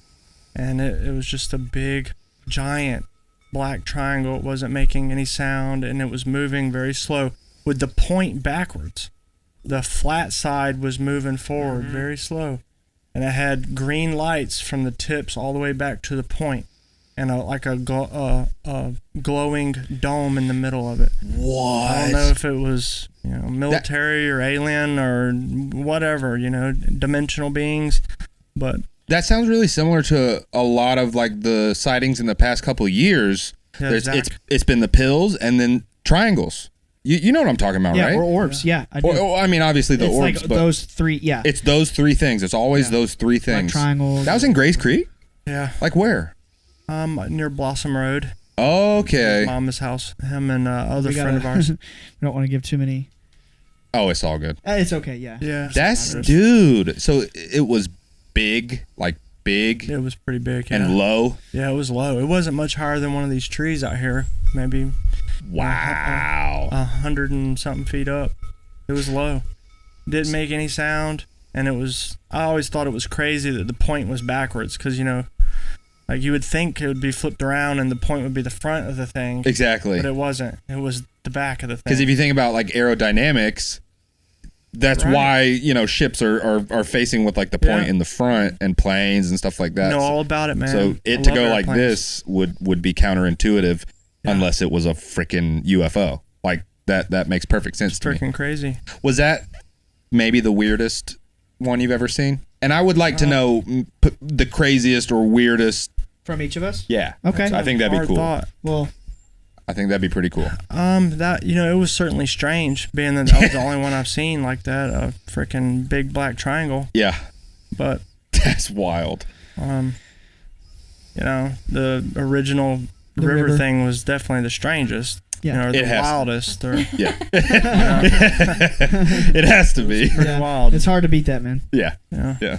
I'll tell you what, me and Jeremy shared a very bizarre experience together. It was I believe actually, ironically, today is October 15th. It won't come out today. You know that, but today is October 15th, and ironically, this experience we shared was October 15th, 2008. And the only reason I know the date is because it's our dad's birthday. And I've always paid attention to dates and birthdays. Happy birthday, like Chris Sr. Happy birthday, We Dad. love you. Birthday, Dad. We all love you. Love you. Yeah, and this will come out in like December. But anyway, so the boomer. the boomer. The boomer. I'm Bledsoe not boomers. kidding. I'm not kidding. Yeah, no, but anyway, so October 15th, 2008, Dad wakes me and so Chris was older at this point. He was already like out of the house for a while. Emily was, I don't know why he didn't get her out of bed. Maybe he wanted her to get her beauty sleep, but Dad yanked me and Jeremy out of bed at 4 a.m., took us to the back door, and granted, you know, we always knew the look on his eyes and in his face and the tone of his voice when he said, "Get up and come look." We knew what it meant. It meant there's something out here. Get your ass it up wasn't the only and time. come look. I mean, it was all the time. We were raised under, get out here, get out here, get out here. Yeah. So me and Jeremy are yanked out of bed at 4 a.m. I don't remember for Jeremy, but I didn't complain. I jumped up and I ran out back. And I kid you not, for about 2 hours, me, Dad, and Jeremy sat there, probably in a trance. I mean, I don't know, looking at a giant. I was there. You were there? Yeah, I drew pictures of it and showed it to the people. I don't they remember did the that, documentary, but they didn't air it. Thank goodness. I mean, whoa, that would have been bad. But yeah, I was there. But it was a giant golden...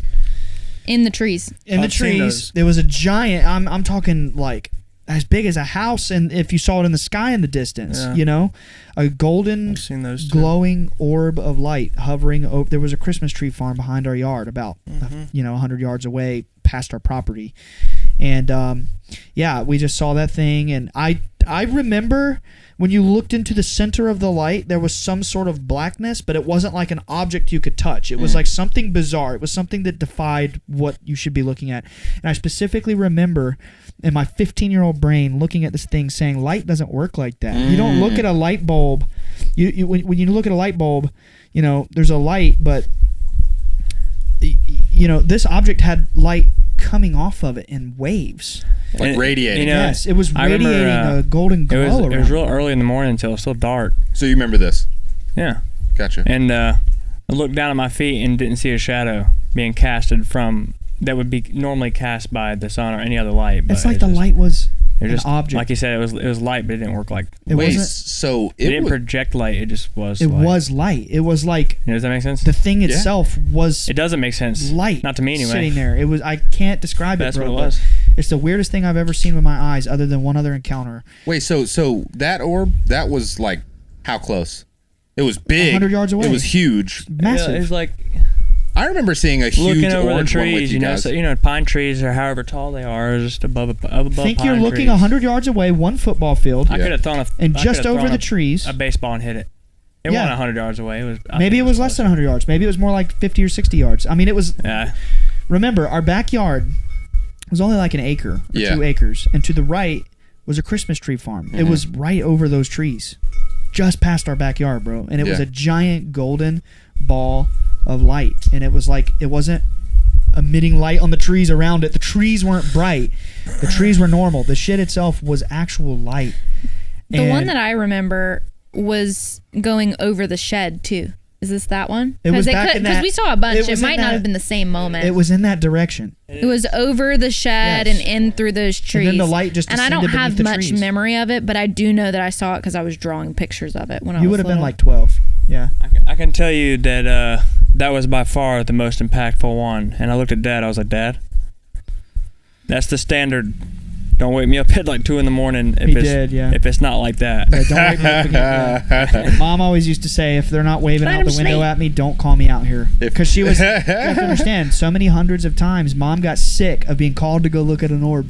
Of course. Mom's like, I don't want to be dragged out here unless it's landing in the yard. That's how. I want my sleep. That's how frequent it was. Wow. It's still like that sometimes. Yep. Yeah. Although lately she's been having some crazy experiences. Like lately she had a green orb inside the house, and it was making noises at her, and then it disappeared in a that big was flash hilarious. of light. Yeah. Mom Mom is the best. I mean, she's funny, man. She has really come a long way, with all of it, and has been a trooper. But the green flash thing that happened the other night is really funny because she doesn't like this stuff, right? So she says to Dad, like, this is before she told me about it, and I had been in the room where she was the same night it happened. So Dad was sitting on the couch, like right here, and she was over here to the left, right, and a little bit of distance, and he gets up and leaves the room, and then she sees this big green orb flash and disappear, and it made a crackling, like electrical, like static noise when it went away. She saw it and heard it in the house. Whoa. And she's like, Chris, kind of just trying to like lightly explain what it was. And he's like, oh, it's because I was sitting there and it was and she told me and Jack about it, and she was like, that made me so mad that he said that, but because she doesn't like to face that it is what it is, but she knows that it's there, and it's kind of a funny thing at this point. I think that we play around and pick with her at this point. There's not been a character like our mother in the world yet. Like you don't see in the movies. Yes. You don't see the character having thousands of paranormal experiences and then not like being into it and just pretending it doesn't happen at all. Yeah. She's the one who like for so long, denies it or whatever. And then gets pushed or sees eyes and jumps off her lawnmower, runs to the house because she saw an entity. Okay, and so to add on to this story, whenever that all happened and Mom was telling us about the green orb, and she said that about Dad, I walked outside with Jack and I looked to the left where our big field is on the property, and I saw 3 glowing figures. Oh my. And looked away, and then I looked back and they were gone, and I was like, wait, when was I just glanced and saw that. There's no way that could have been anything, but I know that I saw something then, and it was 3 white glowing figures in the distance, just like it felt like they were looking at me, and they were like figures, like entities. When did this happen? This was like 2 weeks ago. Oh my God. A week ago. Yeah. It was right after she told me about the orbs. Whoa. Yeah. And then you said there was an even weirder thing than the story that Ryan told, right? Oh yeah. I wouldn't say it's weirder, but it's like, and I don't know, we might have talked about it before in the past, but I remember back when it was actually the Red Room. Oh, R.I.P. the Red Room, bro. The new Red Room is in the Discord. Dude, yeah. Long live the Red Room. Yeah, long live. But we were just on a rainy day watching TV, me, Mom, Dad, and Ryan. And I think alongside of the room was lined with couches, pretty much. Two walls. One wall is a TV, the other wall is the door.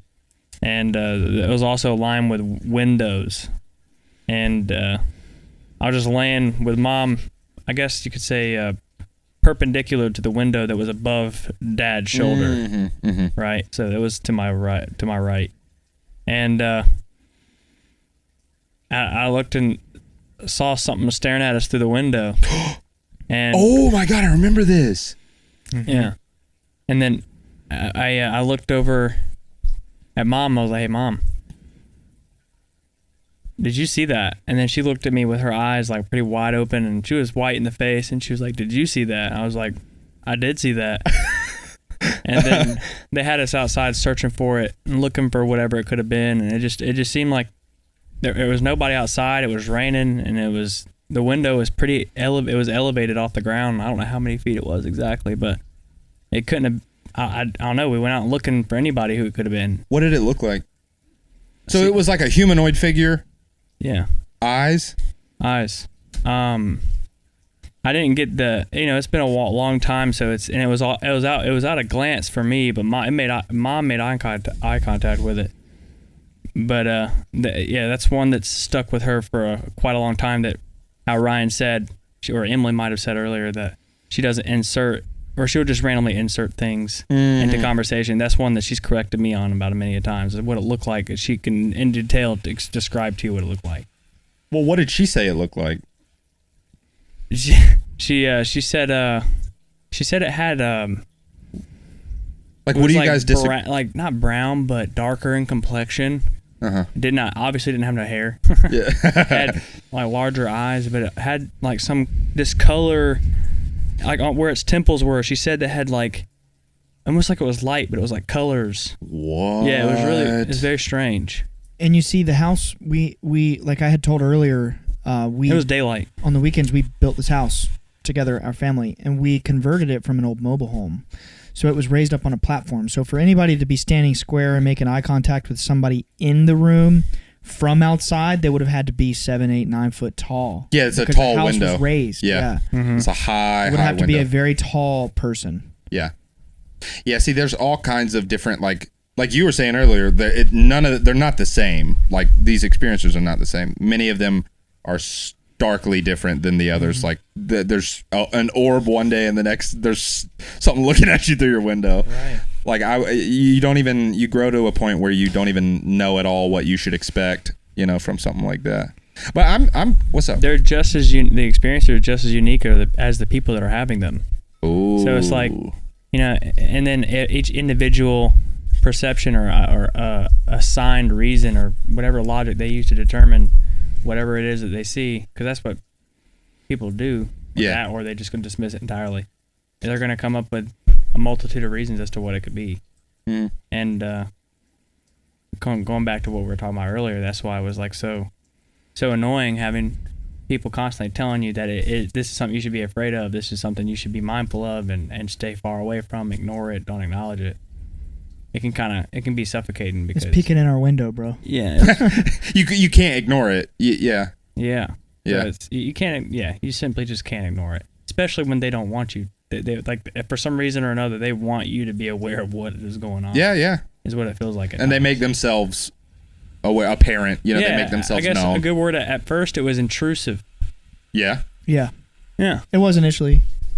And kind of in the complete opposite, like I told you I have this written down for you, Ryan, but you kind of answered it earlier, but I still want to run through it if you don't mind. Kind of the opposite of Jeremy, where he, took a more defensive, kind of apathetic thing towards this whole experience. You kind of ran towards it. You've always like dove deeper, and you mentioned a little bit earlier, like why out of all the siblings you are the one that seems to be kind of the most interested. Because he's a Leo. Honestly, like when I remember being a kid and being really into God, and I don't mean like I feel like that's the reason why I was so victim to church, because I really genuinely believed something was out there, and I was like just trying to find the best way to interface with that, and that was the only way I knew. But like I was always into trying to figure out like what's on the other side. I remember being a little kid and always thinking like I'm not afraid of death because this little experience, or I wouldn't think about it in that way, but like this life is like a vapor, like it says in the Bible, and you go on to heaven. Like I've always had these beliefs about life not really being the real thing, because the real thing is this like eternal experience outside. I've always kind of thought about life as this little movie or this little thing. And when the lights started coming, it was like, oh my God, like I really know something is out there. I know. I've seen it. Like nobody can tell me it's not. I've always been obsessed with trying to find out the reason or the why, or like the whole story about why we're here and what we're doing here in the first place. And I don't know, seeing the lights and seeing the miracles that came from them. And I want to remind people that, the intense negativity from our experiences was not, well, in the case of Junior's first encounter, I believe, any 17-year-old kid seeing an entity would freak out so bad it would send them into a catatonic shock, just like it did with Chris. But other than that, the negativity from this came from the people. It came from the judgment. It came from the criticism, the excommunication, the whatever. And the entities have done some really incredible things, like healing Dad of Crohn's, or, Junior has a son when you medically were declared you're not supposed to ever be able to have a child. And actually that goes hand in hand with the question I was going to ask you, Chris, about just Teddy and like what, not only what a blessing he's been on your life, but also in what ways being a father, because you're the only parent of everybody sitting right here, and so you have a unique perspective. That's a spoiled little boy because he's the only grandkid right now. Yeah. So yeah, what has that felt like? How's it changed you spiritually? Has it changed any way that you feel about the experiences that you've had or will have? Well, it's hard to say really how it's changed my eyes in the whole UFO world or whatnot, but it's certainly changed me a lot, in many other ways. You don't realize how selfless you need to be until you have a kid having one. You're not there living your life for yourself anymore, and you have to take care of a child and his needs all the time. Yeah. If you want to be a decent parent. So it changes anybody pretty drastically, and the way you think. The person I am today versus the person I was 2 years ago it's a different person altogether, for sure. Oh yeah, it's a massive difference. Yeah, it's from the outside looking in, it is like quite apparent, the change. But if you like it, if you want to have that child and you like having that child and having a little buddy to take care of, then it's not so bad. It's not hard. It's I wouldn't change it for nothing. Absolutely. You're very similar to my brother in the way that, like, I don't know, you have this. So my brother growing up, he was always like the cool guy. He's like, he's a kind of a tough guy. He's always worked with his hands. You have this like exterior like thing that you think this person is, but then as soon as he became a father, he's like the gushiest, mushiest little lovey. He there's nothing in the world. Me too. I see the exact same thing from you. Yeah. It's like, this might sound a little weird, but it feels like Teddy might have been like a missing piece for you. A missing link. Yeah. For the whole family, honestly. Yeah, definitely. He changed the whole dynamic of our family. Brought us all together even more. Yeah. Teddy is for sure. He's for sure a little blessing. I think some insight about Teddy for me is that he is this new little mind that's coming into our mess of a family. We're a beautiful mess. Seeing orbs with us. He's someone we have to explain it to, and we're finally like having to, figure out. I mean, I know he's still so little that we won't have to, but just the thought of, he's coming into this. How do we stay positive and keep it positive? I mean, it's been positive, but you know what I mean? Like, how do we impart this onto this new little life? Oh, yeah. Yeah, I agree. And it makes the family feel, I think, more unified in the whole experience side of our family.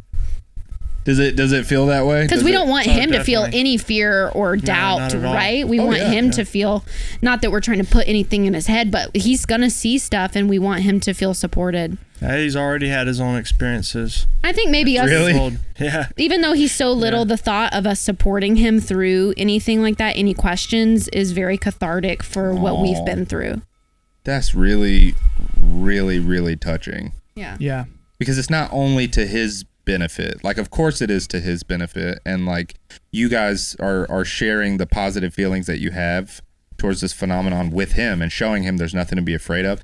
But the fact that it's also healing and helping you guys as a family, that's incredible. I'm sure there was plenty of healing and catharsis for you having that little guy around.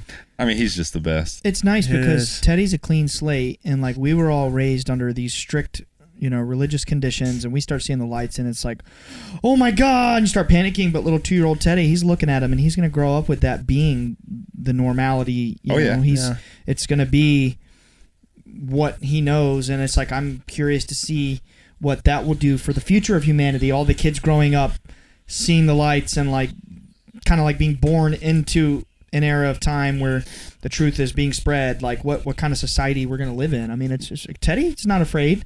He sees these lights up there and they do a little dance, and even he's, wow, like, it's really cool having these experiences. And, before we get too far along, I did want to answer the question, if that's okay. Oh, the weird experiences. The weird experiences, yeah. But the weirdest experience I had personally, outside of my siblings being there with me, was I was in the room and our childhood friend Alex Hodge was over. And we were hanging out, and it was like summer break, so we were up super late. And we were talking about just like the beings and just like, you know, he grew up in actually 2 haunted houses. So he kind of was exposed to a lot of more fringe things. Yeah, you know, being in an army family as a kid, moving around, he had the bad stick. It was drawn, and he literally was moved into 2 separate haunted houses. I don't know how that's possible, but anyway, he has some bone-chilling supernatural experiences, and we always kind of talked about this stuff. And we, you know, it's just like, the more you talk about the beings, the more you raise your vibration to this level to where you're, you know, discussing these things, the experiences tend to increase. And something touched me on my ribs, and I felt it. It was like a warm tingle, like a really strong electric energy on where my rib cage is. And it wasn't painful, but it was like, whoa. And I lifted my shirt, and there was a red mark. And Alex is looking at me. His eyes are red. He sees the red mark. And then in the corner of the room, an entity appears. It wasn't a flash of light because the thing was translucent. It was like, you know, if you imagine Predator being cloaked or whatever, how it has that shimmering, that translucent. It flashed on. We both looked at it, and then it flashed off. And we looked at each other, and it was like, you saw that too, right? So it was a little short. It was just thing, like right? It was exactly how Chris Jr. and Dad described in, you know, their initial encounter, seeing a short little thing with round head, round eyes, little dangly little arms and legs, and it kind of stood there with its arms down by its side, but I didn't see any color. I couldn't examine any, you know, very detailed characteristics. What I saw that stood out to me the most, the image that won't leave my mind, is round head with big round eyes, and then it just disappeared. And it was like, whoa, like, you know, over the years thinking about it, I kind of have realized, I mean, that was what was that touched me. Right, yeah. That thing touched me. Yeah. It was invisible. It walked up, it touched me, and then I see it, and it's in the corner of the room, and then it's gone. I always thought you saw it first, and then it touched you. Okay. No, it touched me and first. And what was the energy like after? Like, what were you and Alex? Extreme happy. Like, what? You know, the vibes were high. I mean, keep in mind, like, Alex no fear associated. No fear. No fear. It was joy. It was we couldn't sleep. Yeah. We just talking about it the rest of the night, and we probably stayed up till 4 a.m. And again, it was like a summer night, and we were in college, so we didn't have anywhere to be, and that's typical, but like, we could not sleep. It was so exciting. The energy was just so warm, so pleasant, and that was personally my. I mean, yeah, that's a pretty bizarre one.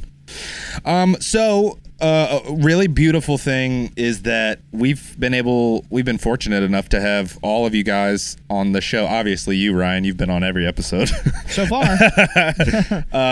But I'd love to know how things have been, how you guys have felt since like opening up on your last time on the show. I know Jeremy's been on a few times. I think we've only had the pleasure of having Emily on once. Just the once. And then Chris once. We'll obviously have you guys on as many more times as you'd like. But yeah, what has that felt like? I'll speak.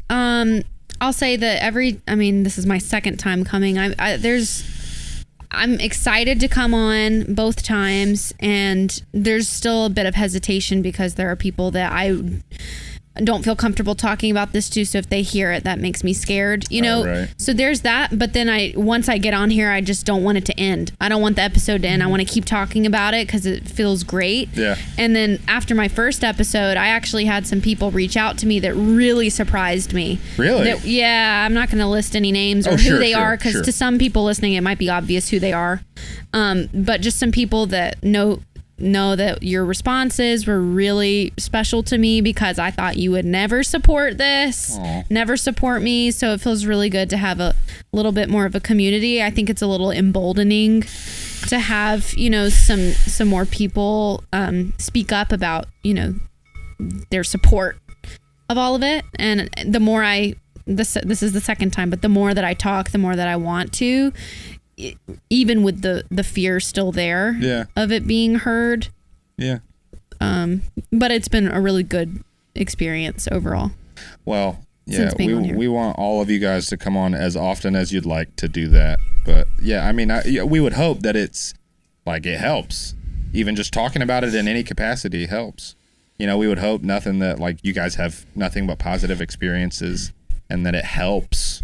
Because I mean, I think that's what you hear in therapy. That's what psychology tells us is like, if you keep it all trapped inside, it can fester and get worse. But it's when you talk about it that it can be released. And I think talking about it also helps us get to the love part of all of this, because I think talked a lot about the trauma, but that's because it was never validated. You know what I mean? There's been a lot of joy, a lot of love between us and between the people we've met. That's there too. And we don't want anyone to think that this is negative, but it's helping us, at least me, get past some of that trauma so that I can just focus on the love of it. So that's awesome. Thank you. Yeah, of course. Could have said it better myself. Yeah, totally. It's like, if you have thoughts swirling in your head and you just are afraid to say them, just say them. Even not to tell them to anybody, you can just say them out loud. As long as you hear them, your thoughts will hit differently when you hear them aloud versus whenever you think them. Definitely. Yeah, you know what I mean? Yeah. So it's just. I think you're nailing it there. Right. So I wouldn't even talk about this aloud in my own. In confidence, like by myself, like I say, in confidence, of course I have full confidence, in myself, but no, like, alone. But just being given a platform to be encouraged to talk about it is definitely is nice. That's awesome. Unburdening. Yeah, it's kind of a side effect that I don't know if we fully expected of this show. Definitely didn't, honestly. That was never in my mind. Like, maybe this will open up people around me. It was just like, let's do it. We got to do it. Yeah, now we have a community of people that are, fans of the show, but it's more than fans. It's not just like a fan thing. It's like they're experiencers. Like, they're people who want to know more. And this, just like hearing you guys be open and talk, like, you guys do not know the countless DMs that we get telling us how your stories help Hundreds. them. I was going to say, I can't tell you how many people have came to me and said, from watching your show, man, it helped me so much. I appreciate you for it, and I appreciate every single one of those. I look at all of them, try to respond to all of them. Yeah. But so many people have told me they've seen the exact same thing. The exact same thing. Yeah. So quite a few. I didn't expect that. Yeah. I mean, of course I knew there had to be others out there. Yeah. Of course there has to be, but it was cool to see people coming out of the woodworks to tell me, I support you. I've seen the same thing. Freaking awesome. So it's like, not only did you help them, but then they helped you, because it's like you feel heard, you feel validated because this person has had a similar experience. Every one of them has helped me, including them. Seeing them on the show and listening to y'all talk about my experience, our experience, has been a major help.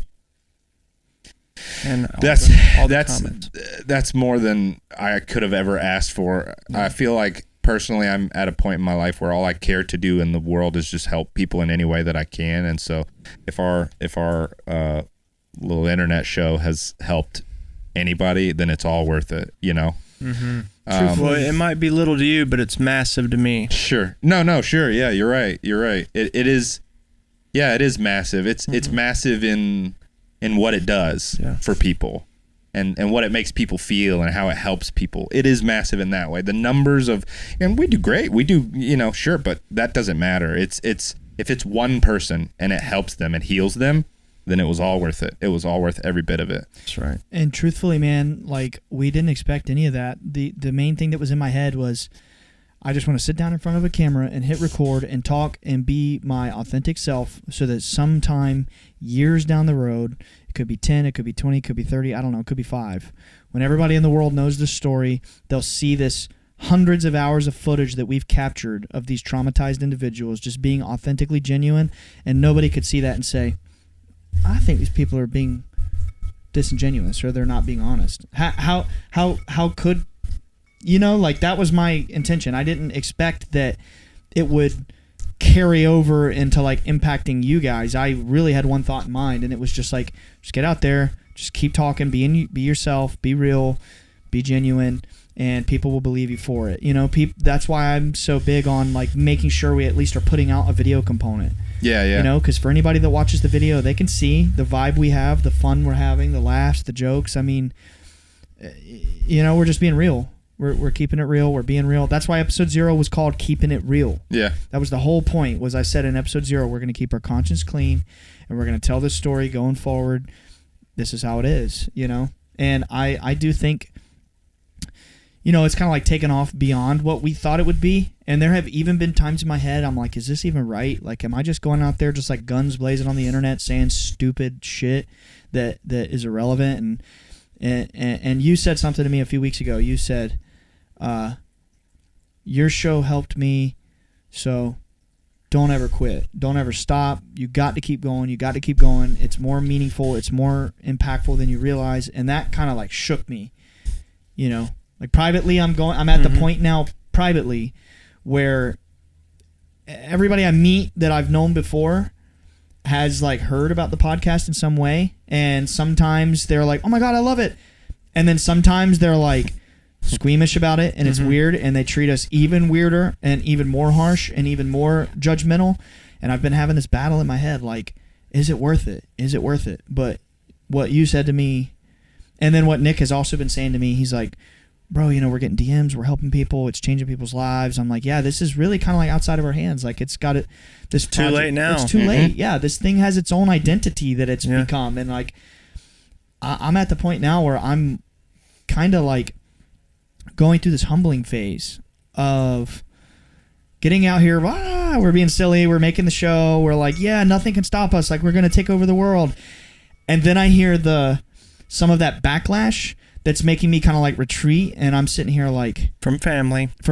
Yeah. Believe it or not, from the people who are supposed to be. Knows that. Yep. And that's not something I want to go into terribly public, but we've received quite a harsh bit of more spiritual judgment placed on us from people in our family, even hearing the show and hearing me and talk about paranormal evil things. And it's like, I've had my moments where I'm like, is this worth it? Is this worth it? Yeah. Yes, because it helped my siblings, it helped my dad, and my mom comes to me in private and tells me that she's listening and not to ever give up on her and give her time, because she's coming around to this stuff and it's opening her up. So it's like, I'm at the point now where I'm learning I just need to step out of the way and just, you know, step out of the way of my own self, stop judging myself, stop thinking, are they going to like it?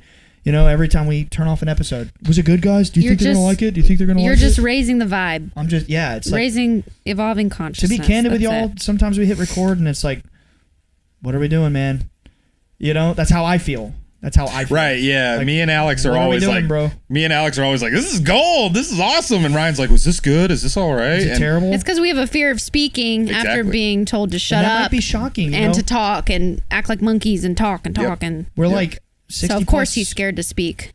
So this will maybe even be in the 70s of an episode. And like, people out there are watching, they probably think I'm just like, talk about this everywhere I go, but in reality it's like really uncomfortable to talk about in person with people. It's really uncomfortable. That's why this is so unique. It's a safe space to talk about it and then publicly share it, you know. So it's quite a difference between reality. I mean, this is reality, but you know, like day-to-day life, it's just like we don't talk about it, and then to just spill it all to the world, you know. So it's kind of a weird dynamic. But I guess what I'm trying to say is I'm in a humbling phase now where like we've been trucking it, we've been hitting these big numbers with the show, and it's like, yeah, we're doing it, and then I've just been like knocked down a level because of the show has spread throughout our family and our community, and they're all hearing about it. And I see certain family members who have never asked us a single damn question about these experiences, totally neglected us as children, never checked up on us.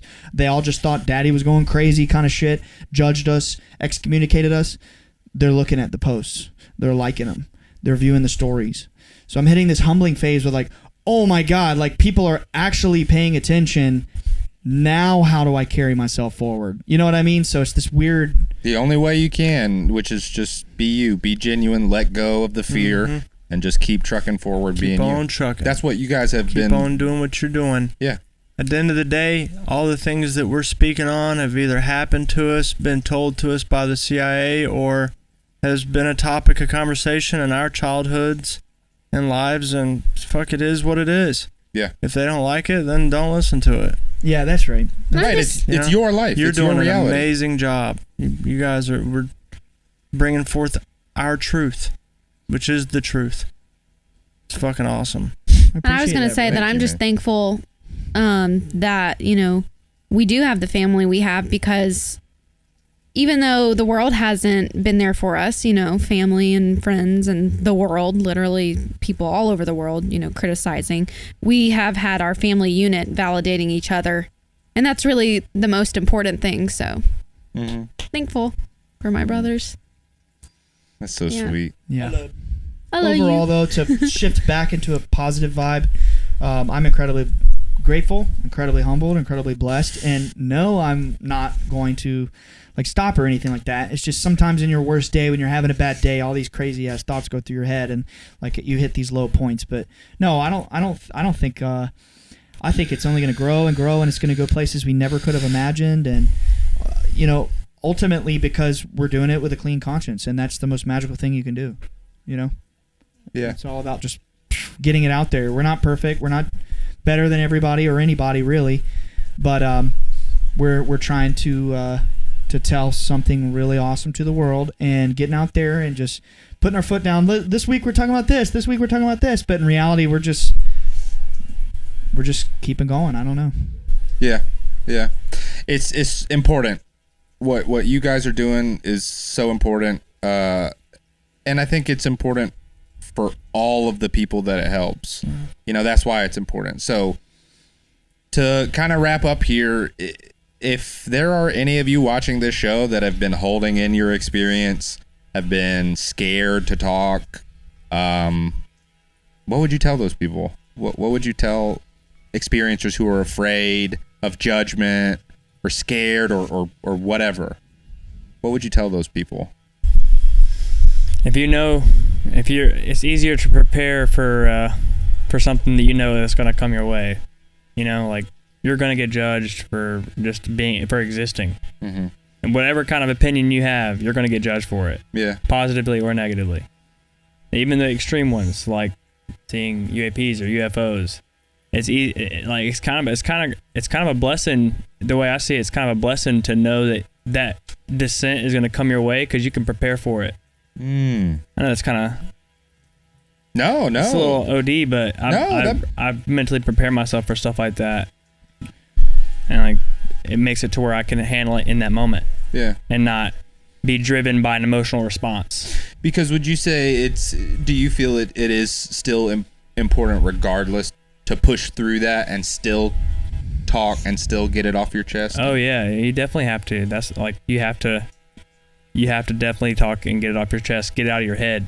Because if you don't get it out of your head, then it'll stay there forever. And then one small baby thought can fester into something enormous that can drastically affect your day to day. Yeah.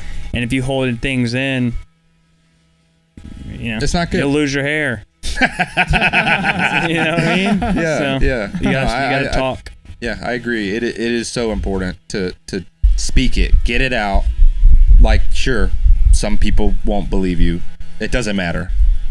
I know what I would say. I'd say trust yourself to anyone who's going through that, because at the end of the day, you know what you've experienced. No one can tell you otherwise. And listen to what that voice inside is telling you. Unless you have some kind of condition where you hear voices, that might tell you to hurt yourself or something. Right. I'm not talking about that. I'm saying the voice inside that is guiding your conscience. That is your conscience. It's your higher self. It's God. It's love, and it is watching out for you. It's your survival. It's everything.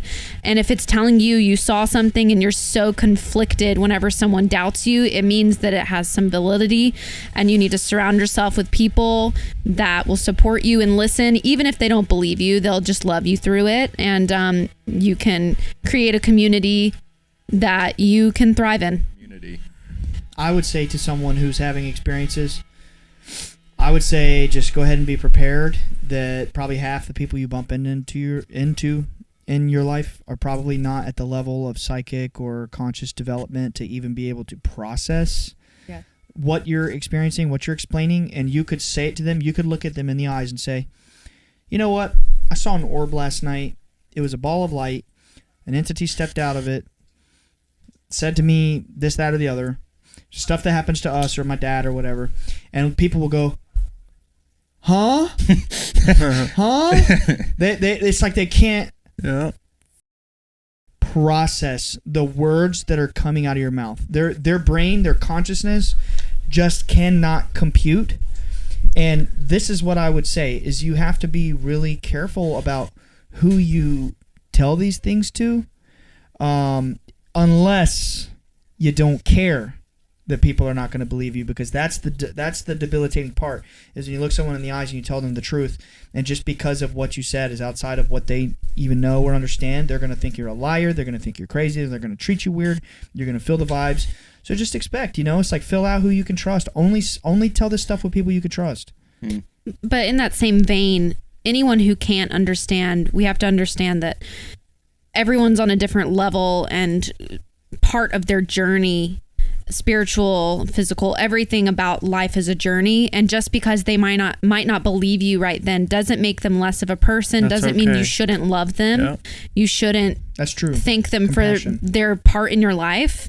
Compassion is very important. Some of the people I love most in the world will probably never believe me. That's right. And that's been tough, but I love them regardless and know that their journey is just as valid as mine. Mm-hmm. And if you're listening and you don't believe me, I still love you. That's it. I think that's just as important. That's a good point. It's like having compassion. It's like it's not their fault that they can't understand. They can't understand it. And if they react in a certain way, if they're negative, they have reasons why they are the way they are and can't believe the way. I mean, if we had never experienced this stuff, would we have believed this? Would we have believed our neighbor who had an experience? Yep. Maybe not. That's a good point. You know what I mean? So like, I don't judge them and I love them, even if it makes me feel small and sad sometimes. You come out of it positive saying, I love myself. That's to finish why I was saying that is that's one of the very first things Dad was told when he started regularly interacting with people in like the Invisible College or the Illuminati or the CIA or whatever you want to call them, those people in the Department of Defense who are in the know. That's something he said is you have to understand that some people's brains are just not wired to be able to understand or believe this. It's like an orb could show up right in front of somebody and they could see it and just glass over their eyes. They can't compute. They cannot compute. Mm-hmm. Right. And that's what I was trying to say. But is like have compassion, understand. You can go tell this if you've had experiences. It's so illuminating and oh my God, I want to tell everybody. Just understand, not everybody's going to be ready. And I say this not to come off as negative or to come off as like a Debbie Downer, but we say this from children who grew up being told by what felt like the entire world after our father went on TV that we were insane for just speaking about these things. So it's like, you got to be careful who you share these things with. You can't just go blabbing to auntie at the family party if you don't want, there to be any sort of weird scenario where they think you're crazy or whatever. I mean, the reality is it's very intense stuff. And when you tell somebody that you've experienced something that shocks them from what they're used to, they'll sometimes react pretty harshly. And, just use your intuition. And I think if you have good, honest intentions and you're just trying to share your story from a place of compassion, I think the right people are going to come to you who are willing to listen. And that has happened to us. Mm-hmm. It is a positive thing, ultimately, having experiences, So then, if you allow it to be. Yeah. So it's important to find your community. Find your people who you trust. Yeah. Find the people that you can talk to that about you're comfortable this stuff. with. And yeah. Yeah. I think that's super important too. All right, guys. This has been amazing. It's been so much fun. I just wanted to say that you guys are my heroes. Mm-hmm. I love you all very much. You are like my siblings, and I care a lot about you guys. This was an amazing experience for me. Thank you for letting me do it. And should we wrap this up with a bye, guys? Sure. You're welcome. Yeah. Cool. Thank you. All right, ready? Thank you. 3, 2, 1. Bye, guys. Thank you so much for watching. If you want to see more, check out our other videos. And before you go, don't forget to subscribe. See you next week. Peace.